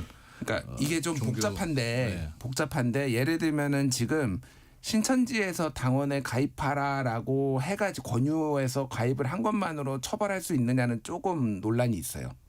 왜냐하면은 뭐 그렇게 얘기할 수도 있고, 근데 여기에서 이제 아주 구체적인 지시, 어떤 활동에 대해서 지시를 했다라는 거 하나, 또 하나는 이 당비를 내준 지금 정황들이 나와요. 당비가 그러면은 이제 이거는 정당법이나 이제 업무방해죄가 성사될 수 있거든요. 네. 그래서 그런 부분들을 아마 집중적으로 볼 텐데, 어쨌든 이 방식들이 그 당원들을 동원을 해서 이 종교의 영향력을 행사하려고 했다라는 거는 국민적 눈높이에는 굉장히 안 맞거든요. 그러니까 그럼 뭐 개신교가, 뭐 천주교가 대거 뭐 가서 뭐 여기에 들어가라 이렇게 하면은 안 좋게 보이잖아요.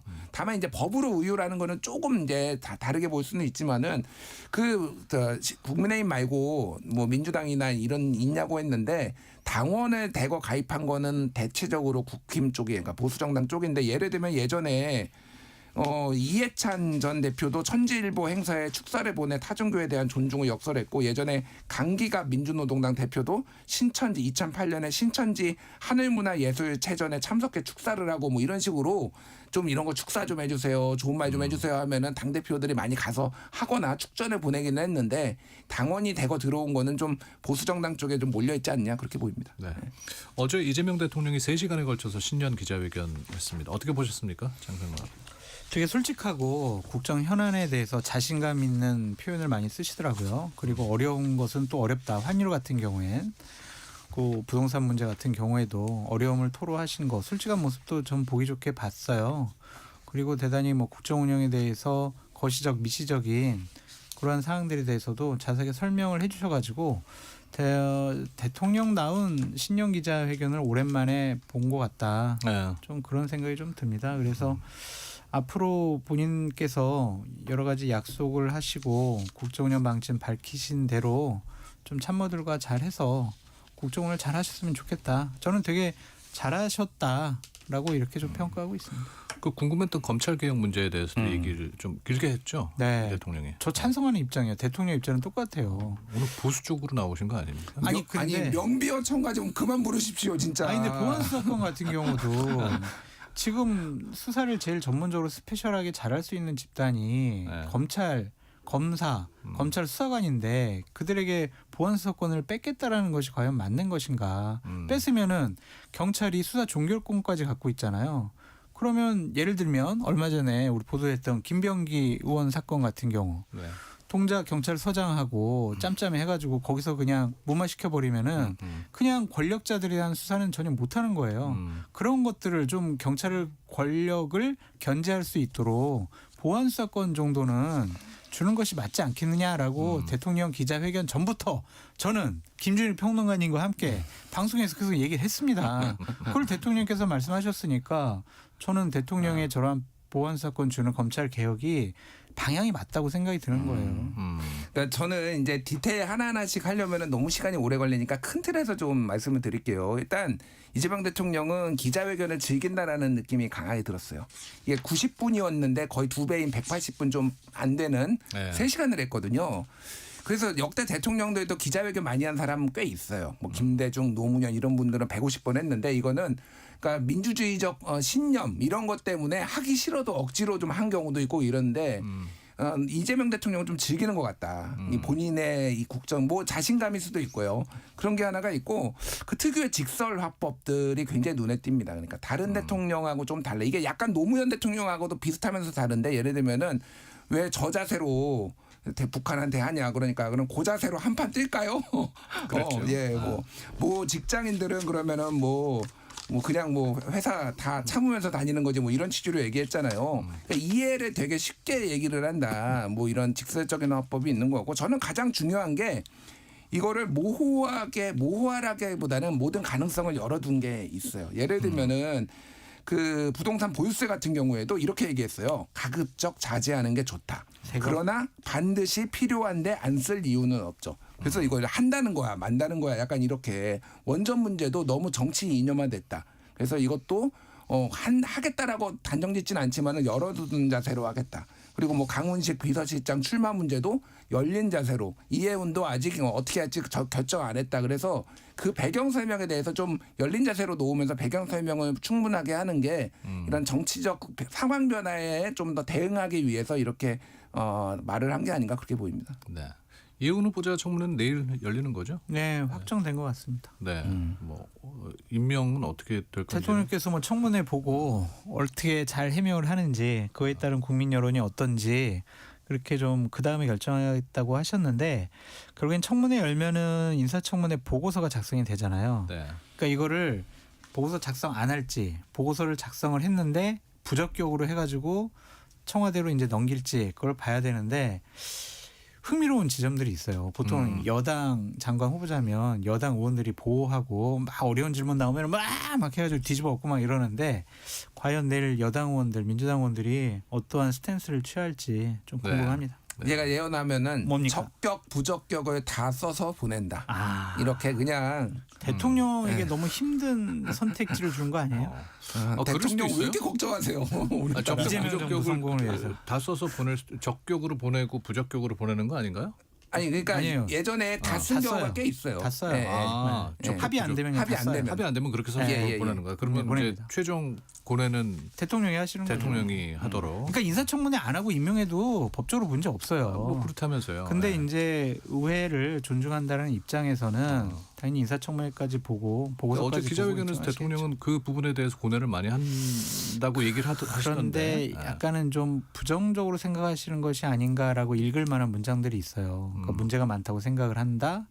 그리고 뭐 인사청문회 보겠다, 이런 거는 처음에 당초에는 무조건 임명하겠다는 생각이었잖아요. 근데 생각이 조금 좀 바뀌신 것이 아닌가. 네. 이 문자는 뭔지 2197님 코스피 5천보다 장성철 주식이 올랐는지가 중요합니다. 제가 잡주를 갖고 있어가지고 제 주식은 떨어졌거든요. 천하의 도그 잡주를 가지고 계십니다. 로봇주도 없고 반도체주도 없고 AI주도 없어요. 그래서 내가 참 안타깝습니다. 다음 생에나 투자를 잘해야 되겠어요. 2918님은 오늘 날씨도 추운데 여의도 해장국 뜨끈하고 좋았다고 두 분께 감사. 앞으로 더 열심히 싸우겠습니다. 김준일 평론가님하고. 위장고수 장성철과 싸우겠습니다. 자, 오늘 얘기 잘 들었습니다. 장성철 공론센터 소장, 김준일 시사평론가였습니다. 고맙습니다. 감사합니다. 네.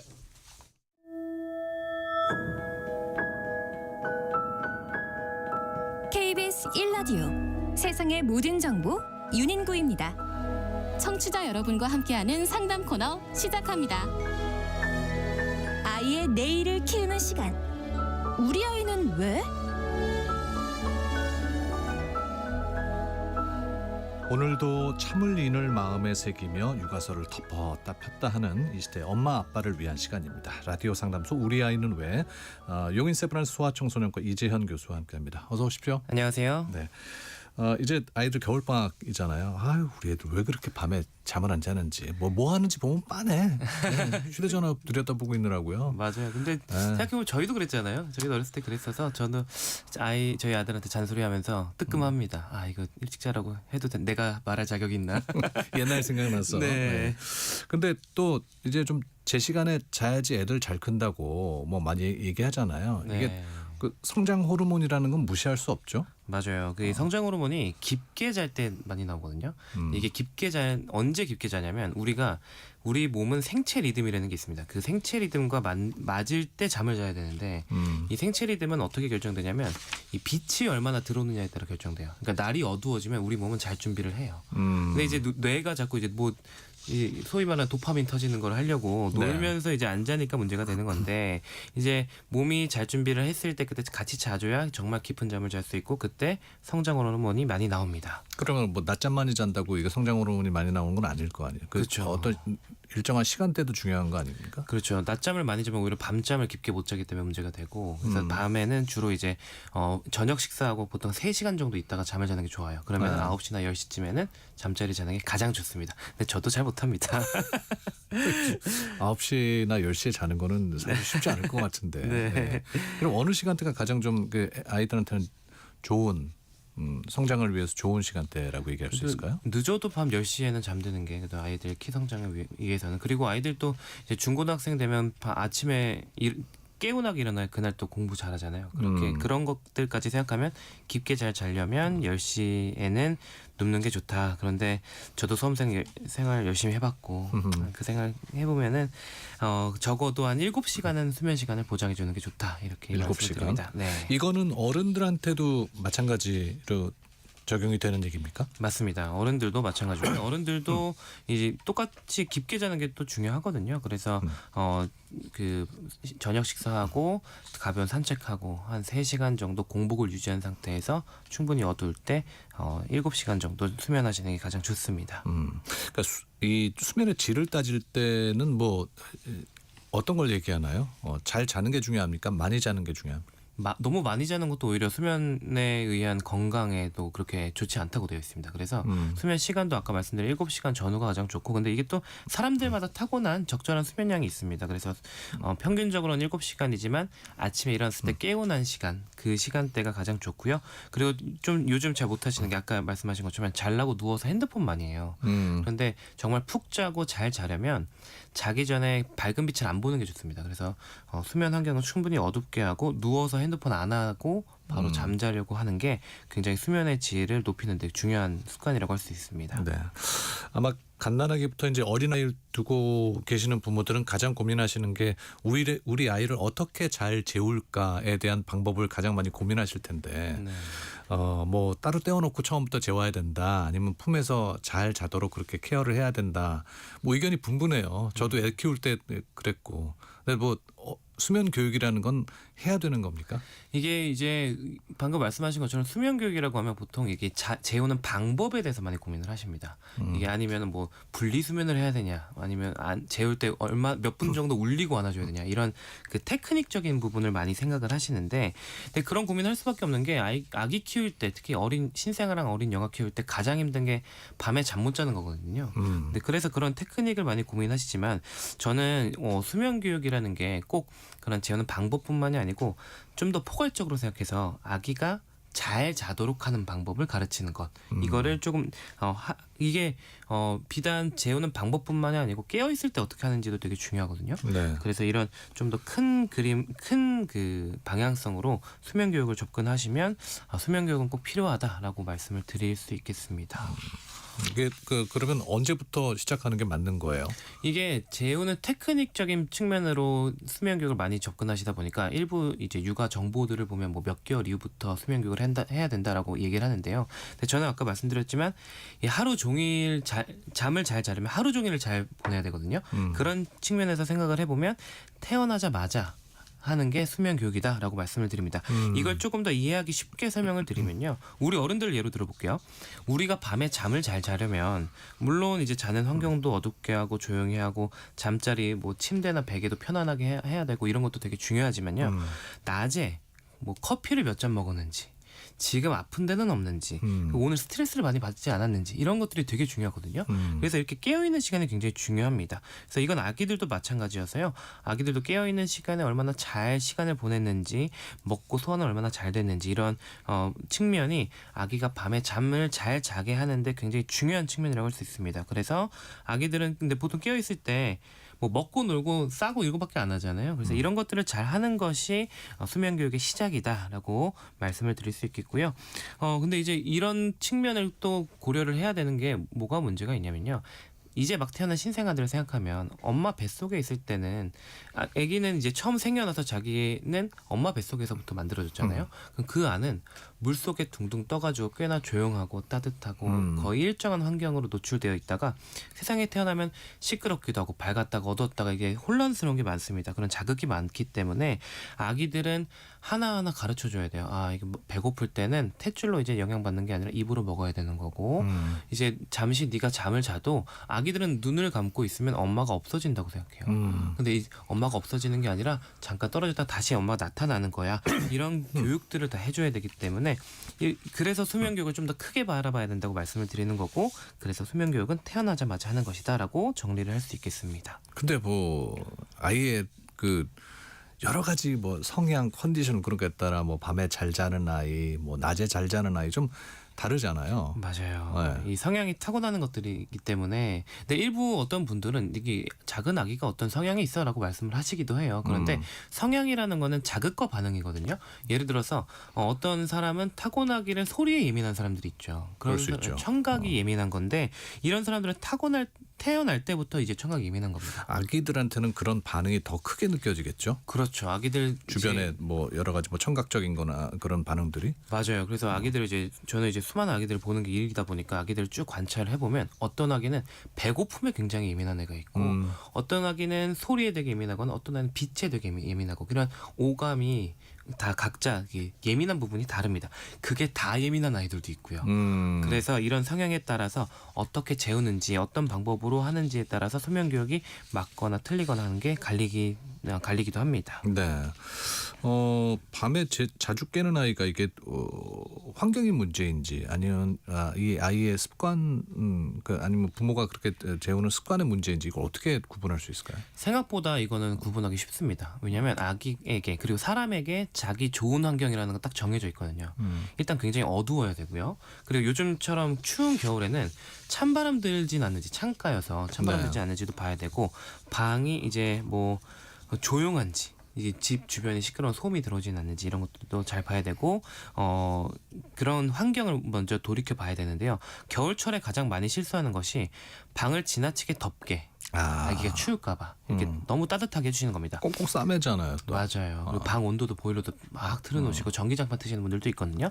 근데 어떤 이제 연구에서는 섭씨 18도 정도가 사람이 자기 가장 좋은 온도라고 해요. 근데 이게 아기 방을 이렇게 18도까지 하기엔 너무 춥고 보통은 한 20에서 22도 정도 유지하면 딱 좋다라고 말씀을 드리는데 이게 어른 입장에서 좀 춥게 느껴질 수도 있거든요. 그런데 아기들 보면은 보통 내복 긴팔 긴 바지 입고 수면조끼 따뜻한 거 입고 하기 때문에 충분히 따뜻합니다.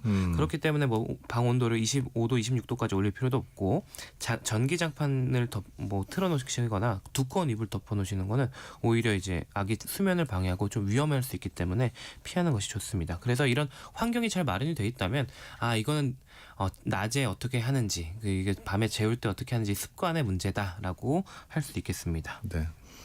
실내 온도가 한 20에서 22도면 얼굴 차가워져서 코 막힌다고. 이럴 때 온도 올려야 되냐 그러는데 어떻게 해요? 이게 22도로 보일러를 세팅해 놓는다고 해서 방 온도가 꼭 그렇게 되는 건 아니거든요.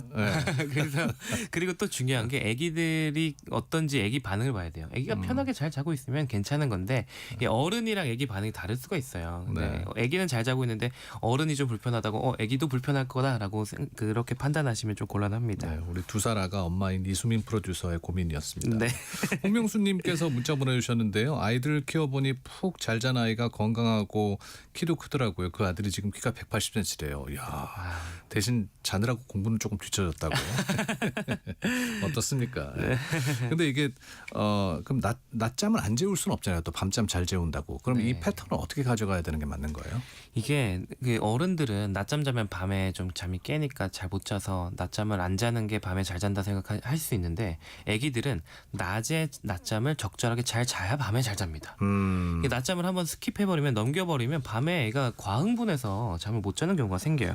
그게 아이들이 이제 뇌 활동에도 체력이 있는데 그게 낮 시간에 너무 무리해버리면 지쳐버리는 거거든요. 그래서 낮 시간에 휴식을 충분히 취해주는 게 그러니까 활동도 많이 하고 휴식도 충분히 해주는 게 밤잠을 잘 자게 하는 비법입니다. 그래서 낮에 휴식을 취하는 가장 좋은 방법이 낮잠이거든요. 그래서 낮잠을 아기가 원하는 만큼 그 적절한 시간을 잘 자게 해줘야 되고요. 그런데 이제 낮잠 되게 안 자는 아이들이 있어요. 그런 아이들한테는 억지로 낮잠을 재우지는 마시고 어차피 안 자니까 그냥 휴식 시간을 좀 어둡고 조용한 환경에서 가만히 쉬는 시간이라도 충분히 주면 아기가 낮잠 자는 효과를 누릴 수 있다 이렇게 설명을 드릴 수 있습니다. 그러다 또 쓰러져서 혼자 자는 아이들도 있더라고요. 맞아요. 자연스럽게. 그런데 이런 수면 교육할 때 엄마 아빠가 하지 말아야 할 행동이 있습니까? 크게 두 가지로 꼽을 수가 있는데요. 일단 우선 수면 교육을 어설프게 공부해서 재우는 기술만 아기에게 적용하려고 하는 거예요. 그러니까 낮 시간대에도 충분히 아기가 잘 준비를 해서 밤에 충분히 피곤한 상태에서 어떤 수면 방법을 적용해야 되는데 이걸 안 하고 그런 걸 다 무시한 채 어떤 기술만 적용해서 이렇게 울리고 몇 분 울리면 안아주고 막 이런 방법만 공부하시면 초보들은 다 그렇죠. 책에서 본 내용 갖고. 맞아요. 네. 그래서 그렇게 하다 보면 실패하는 경우가 많아요. 그래서 포기하는 경우가 많고요. 또 다른 하나는 일관성이 굉장히 중요합니다. 우리가 어떤 수면 교육을 하겠다, 어떤 방법으로 아기를 재우겠다라고 결정을 하면 예외를 두면 안 돼요. 이게 잘 안 되는 게 처음 며칠이 되게 힘든데 오늘 너무 힘드니까 하루만 넘길까? 이렇게 시작하면은 아이들은 기가 막히게 그 예외 사항을 캐치하고서는 바로 이제 습관이 안 들어버리거든요. 그래서 그걸 꾸준히 밀고 가시는 게 되게 중요하고 또 다른 일관성의 측면에서 또 다른 중요한 게 뭐냐면 부부가 함께 같은 교육을 같은 방법을 공유해서 같은 방법으로 밀고 가는 게 중요합니다. 네. 이게 아기가 오늘 좀 오늘부터 수면 교육을 하기로 해서 애기 좀 우는 걸 봐주기로 했는데 둘 중 한 분이 그걸 견디지 못하고 안 되겠어 안아줘야겠어라고 이렇게 그 일관성을 깨버리면 이 수면 교육이 되지 않기 때문에 어떤 습관을 만들어줄 때는 이게 육아에서 다 중요하잖아요. 네. 일관성을 가지시는 게 굉장히 중요하겠다 말씀드리고 싶습니다. 2352님께서 몇 살 정도까지 낮잠이 필요할까요? 라고 질문 주셨거든요. 이건 아이들마다 좀 차이가 있습니다. 이게 근데 쉽게 생각할 수 있는 게 아이들 어린이집 가면 낮잠 시간이 있고요. 유치원 가면 낮잠 시간이 없어요. 고나이 그렇던가요? 네. 그래서 고나이 때가 보통 평균적으로 유치원 다니기 시작하는 만 4살, 3살, 4살 정도가 낮잠이 없어지는 시기입니다. 네, 알겠습니다. 자, 그러면 마지막으로 좀 이게 지친 부모님들께 현실적인 조언 한마디 해주신다면요. 수면 교육. 이게 육아 선배들이 그 시간도 다 소중해 다 지나간다라고 말을 하지만 이게 당장 애가 잠을 안 자고 나도 못 자고 이런 상황에선 그 말이 들리지가 않습니다. 그래서 조금 현실적으로 조언을 몇 가지 해드리면요. 이 밤잠 잘 때 수면 교육을 하려고 하면 너무 힘듭니다. 네. 그래서 낮잠 잘 때 수면 교육을 시작하는 게 더 좋거든요. 보통 반대로요. 밤잠 잘 때 수면 교육을 하려고 하다가 다 같이 잠을 못 자고 낮에 잘 때 다 같이 뻗어버리거든요. 네. 그러면 이제 수면 교육을 못 하는데 오히려 낮잠 잘 때 수면 교육을 하시면 조금 더 쉴 수 있고요. 그리고 부부가 밤에 시간대를 나눠서 좀 당직을 서는 거예요. 2시까지는 내가 할게. 2시 이후엔 네가 해. 그렇게 하면은 두 분 다 잠을 조금이라도 잘 수 있습니다. 그래서 그렇게 하는 방법도 있고요. 또 요즘은 아기들 잠을 잘 자도록 도와주는 서비스들도 있어요. 전문가가 나와서 도와주는 서비스도 있으니까 그런 서비스의 도움을 정말 힘드신 분들은 이제 이런 서비스 도움을 받아보시는 것도 좋을 것 같습니다. 혼자 너무 고생하지 않으셨으면 좋겠어요. 네, 우리 부모님들 도움 되셨죠? 예, 용인 세브란스 소아청소년과 이재현 교수와 함께 이야기 나눴습니다. 고맙습니다. 감사합니다. 넘치는 정보 속 필승 전략. 당신의 갓생을 위한 일타쌍피 요약본. KBS 1라디오 세상의 모든 정보 윤인구입니다.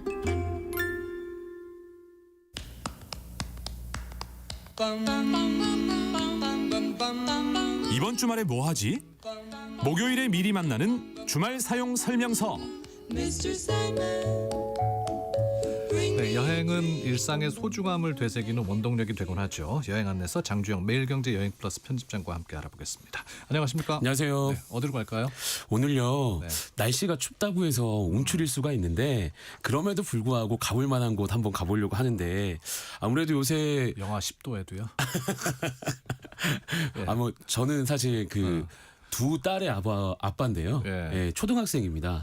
그러다 보니까 가실 매일 때가 많겠네. 어딜 가야 되겠네. 계속. 네, 그래서 방학이잖아요. 그러니까요, 방학이라서. 좀 힌트 좀 주세요. 어디 가야 돼요? 그래서 저희가 지금 생각을 해본 건 겨울 같은 그 느낌도 즐길 수 있으면서 그래도 약간 의미도 부여할 수 있는 그런 곳인데요. 강하게 돌리시는구나. 겨울을 만끽할 수 있도록 이 추위에. 예. 진짜 겨울 느낌 나면서 의미까지 찾을 수 있는 그런 곳이 강원도 정선에 있습니다. 정선. 네. 이 정선이 뭐 보통 스키장 떠올리실 분은 많을 거예요. 그렇죠. 뭐 겨울하면 강원도. 또 그 중에서도 정선하면은 그 스키장 유명한 곳들이 많잖아요. 맞습니다. 그렇죠? 네. 그리고 또 어른들은 또 카지노 생각하시는 분들도 있을 거고. 하지만 이 스키장 떠올리시는 분들은 가족 단위로 좀 많이 찾으셨을 텐데 뭐 스키장 얘기는 너무 잘 아실 테니까 조금 뒤로 미루고 저는 이 정선의 예전에 아주 뜨거웠던 순간 그 순간을 한번 찾아서 오늘 여행을 해볼까 하는데요. 과거에 아주 뜨거웠던 시간 탄광으로 한번 가보려고 합니다. 탄광이 유명하죠, 정선은. 맞습니다. 사실 요즘 아이들이 이 석탄을 직접 본 애들은 없을 거예요. 그렇죠. 네. 그래서 여기를 가면 아주 아이들의 눈이 좀 휘둥그레질 수 있는데요. 탄광도시, 밤이 불이 꺼지지 않은 탄광도시였던 이 정선을 좀 쉽게 찾아볼 수 있는 그런 곳입니다. 탄광 얘기하면 아이들은 탄광이 뭔지도 잘 이해 못하는 아이들이 많을 것 같아요. 그렇죠? 네, 막 석탄을 연탄을 보지도 그렇죠. 못하는 아이들이 대부분일 테니까. 맞습니다. 네. 뭐 저희 초등학교 때만 해도 갈탄이라고 해서 그 난로에다 막 피웠었는데 맞아요. 예, 그런 것들을 직접 볼 수 있는 그런 곳인데요. 이 리조트 유명한 그 리조트 있잖아요. 그 네. 리조트 입구에 사북 석탄 유물 보존관이랑 탄광 문화 관광촌이 있습니다. 네. 여길 가면 아이들이 석탄의 역사에 푹 빠져듭니다. 그러니까 정선이라는 도시가 정말 그 석탄 산업으로 굉장히 활황이었던 때가 있잖아요. 아, 맞습니다. 있었잖아요. 그렇죠. 네. 이 1950년대에 이 한백 탄관이라는 곳에서 시작을 했는데요. 1960년대 접어들면서 사북 탄자와 원동 탄자가 번성을 해갖고 또 그 이후에 한 63년쯤에 동원 탄자 사북 광업소가 문을 열면서 이 정선의 그 석탄 산업이 확 활개를 펼치게 됩니다. 네. 한때 이 사북 탄광이 광구만 23개. 또 면적은 3,609만 제곱미터. 그러니까 1,000만 평이 넘었다고 해요. 네. 이 크기가 아시아 최대 규모의 민영 탄광이었다고 하거든요. 아무래도 사업장이 크다 보니까 이 1978년에는 국내 석탄 생산량 1위에도 오른 정도로 아주 유명세를 치렀다고 합니다. 지금은 영업하는 곳이 없죠? 맞습니다. 지금은 없고요. 2004년에 특히 그 10월 31일에 이 석탄 산업을 끝냈거든요. 그래서 지금 이 사북 광업소가 이 정선의 석탄 산업의 마지막 탄전이었습니다. 네. 그러면 이제 전시관으로서 만나볼 수 있는 건가요? 그 맞습니다. 이 전시관 딱 가면 이 높이 48m의 수직 갱타워가 딱 보이거든요. 뭐 지상과 지하를 오가던 이 생명산 같은 이 탐부들의 이 생명산 같은 시설이었습니다. 네. 이 전시관 입구에는 나는 산업전사 광부였다 이런 문구가 좀 써 있고 그리고 환하게 웃고 있는 광부의 얼굴도 만나볼 수가 있습니다. 네. 어떤 것들이 전시되어 있습니까? 딱 들어서자마자 꼭 시간이 멈춘 것 같은 느낌을 받을 수가 있어요. 뭐 검게 낡은 사무실도 있고 작업복 보관대 또 수선용 재봉틀 그리고 완전히 폐광한 날이 2004년 10월 말일인데 그 말일에 멈춘 달력도 보실 수가 있습니다. 예. 뭐 이런 표어도 보이는데요. 뭐 생정권 사수 투쟁, 뭐 폐장 찬반 투표, 그리고 뭐 송별 회식, 그리고 31일 마지막 세탁 이런 문구도 보실 수가 있어서 좀 마음이 짠한 그런 느낌도 있고요. 또 이 광부들의 생활 공간도 있거든요. 그래서 100명이 동시에 씻었다는 큰 목욕탕이나 뭐 정화를 씻던 세화장 뭐 이런 것들 규모를 보면 또 엄청나다는 생각도 듭니다. 네. 근데 또 이 역사적인 것을 설명해 주기만 하다 보면 또 애들 금방 지치잖아요. 애들 좀 눈길을 끌만한 신나는 것들 없나요? 이 그 전시관에서는 조금 찾기 힘들고 네. 좀 나와서 보시면 그런 공간이 좀 있는데요. 삼탄 아트마인이라는 곳이 있는데 여기가 폐광을 예술 공간으로 바꾼 그런 곳입니다. 사진 찍기 엄청 좋아서 요새 친구들이 그 카메라로 사진 찍기 좋아하잖아요. 네. 그래서 인증샷 남기기 참 좋은 그런 곳이고 또 여기서 한백역이라는 곳과 또 신동 안경다리 탄광마을이라는 곳도 있는데요. 네. 이 안경다리 탄광마을 이름이 좀 재밌죠. 이 다리 아랫부분이 터널처럼 생긴 이 다리가 하나 놓여 있는데 이 다리가 동그란 안경 모양입니다. 아, 그래요? 예, 그래서 안경다리란 이름이 붙여졌다고 하는데 여기서 제가 하나 더 추천하는 곳은 네. 화암동굴입니다. 이 화암동굴이 화암면을 거쳐가면 참 좋은데요. 정선의 소금강이라고 불리는 그런 길이거든요. 네. 뭐 수백 척의 그 암석을 깔아놓은 듯한 그런 절벽이 굉장히 인상적인 모룬대가 있고 또 화암약수랑 화암동굴이 쭉 이어집니다. 화암동굴이 원래 이 금광이었다고 해요. 그래서 석회동굴이 발견된 곳인데요. 동굴 입구까지 모노레일을 타고 올라갈 수가 있습니다. 네. 또 동굴 안으로 딱 들어서면 계단이 쫙 이어지는데 이 계단 숫자가 365계단입니다. 그래서 엄청 각오를 하고 가셔야 하는 그런 계단이고 곳곳에 이 색색깔깔 조명을 좀 설치해놔서 아름다움을 좀 더해놨거든요. 꼭 즐겨보시길 바랍니다. 그리고 정선하면 또 아리랑 떠올리시는 분들 많이 계세요. 아, 그렇죠. 이 정선 아리랑 또는 정선 아라리라고 부르는 게 대표적인데 뭐 뮤지컬도 만들어서 전 세계적으로 지금 활동을 하고 있습니다. 또 우선 청량리역에서 출발해서 이 정선 아우라 지역까지 이어지는 정선 아리랑 열차도 있고요. 네. 뭐 이 밖에 뭐 아리랑 박물관이나 또 동강으로 이어지는 뭐 물길 또 병방치 스카이워크 집 와이어까지 아리랑의 흔적을 이 정선의 자연과 함께 느끼실 수가 있습니다. 네. 야, 이거 배 출출하게 만들기에는 딱인 체험이 아닐까 싶은데 이거 체험하고 뭐 먹어요? 정선이 좀 토산 음식이 굉장히 좀 유명한데요. 가장 대표적인 게 곤드레밥입니다. 그렇죠. 이 곤드레밥은 향긋한 곤드레 나물에 간장 양념 이렇게 섞어가지고 비벼 먹는 그 맛이 아주 일품이죠. 네. 요게 광부들이 즐겨 먹던 밥이라고 해서 아직까지 이어지고 있습니다. 어디 가면 곤드레밥 맛볼 수 있나요? 이 정선 읍 쪽으로 가면 이 곤드레밥 전문점이 꽤 많은데 곤드레밥이 솥밥 형태로 나오거든요. 그래서 정식을 주문하면 이 구수한 된장찌개랑 제철에 맞는 반찬 여기에 뭐 청포묵이나 뭐 메밀묵 또 감자전 이런 것들이 곁들여 나오니까 꼭 한번 맛보시면 좋을 것 같습니다. 그러고 보니까 저 6시 내 고향 진행할 때 항상 정선 나오면 나오는 게 그 콧등치기 국수가 네. 여기 음식 맞죠? 맞습니다. 네. 이 콧등치기 국수가 이 면이 굵고 좀 투박해요. 그래서 이 먹으면서 콧등을 친다 해서 이 콧등치기 국수인데요. 이름이 재밌어서 이거 잊을 수가 없어요. 네. 네, 요것도 간장으로 만든 양념을 좀 비벼서 먹거든요. 네. 아주 구수하고 이 정선 생활이 그대로 담겨 있어서 또 느낌도 더합니다. 그래도 좀 뭐 고기가 빠졌다 싶으신 분들한테는 뭐 추천해 주실 만한 거 없습니까? 황기족발이란 게 있습니다. 이 황기 향이 은은하게 배어 있는 이 정선의 보양 음식으로 꼽히는 그런 음식인데 여기 특별한 게 이 족발이 이렇게 뭉텅그뭉텅으로 나오는 게 아니라 잘기잘기 찢어서 주세요. 네. 그래서 닭무침 생각하시면 됩니다. 그래서 이 통깨를 아주 잔뜩 뿌려주셔서 씹을수록 고소한 맛도 더합니다. 오늘 그 이야기 들으시고 9283님께서 정선에 가고 싶으신다고 날씨 풀리면 가봐야겠어요 하셨는데 날씨 안 풀려도 가면 좋답니다. 우리 장 편집장님께서. 마지막으로 덧붙이고 싶은 이야기 있다면 한 말씀 하면서 마무리하죠. 예, 이 정선이 뭐 테마파크처럼 아주 뭐 거창하거나 아니면 뭐 기가 막힌 시설이 있다거나 이런 곳은 아닌데 네. 이제 그럼에도 불구하고 소소하지만 묵직한 한방에 있는 그런 곳이니까 뭐 아무리 춥더라도 이번 주말에 한번 가보시면 참 좋은 추억 남기실 수 있을 거라 생각이 듭니다. 네, 매일경제 여행 플러스 장주영 편집장과 함께했습니다. 고맙습니다. 고맙습니다. 네.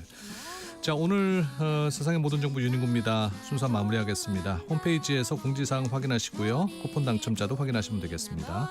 끝으로 비비가 부른 밤 양갱 띄워드리면서 저는 물러가도록 하겠습니다. 여러분의 내일을 기대합니다. 세상의 모든 정보 윤인구였습니다. 어렵게 누르고 그래 미안해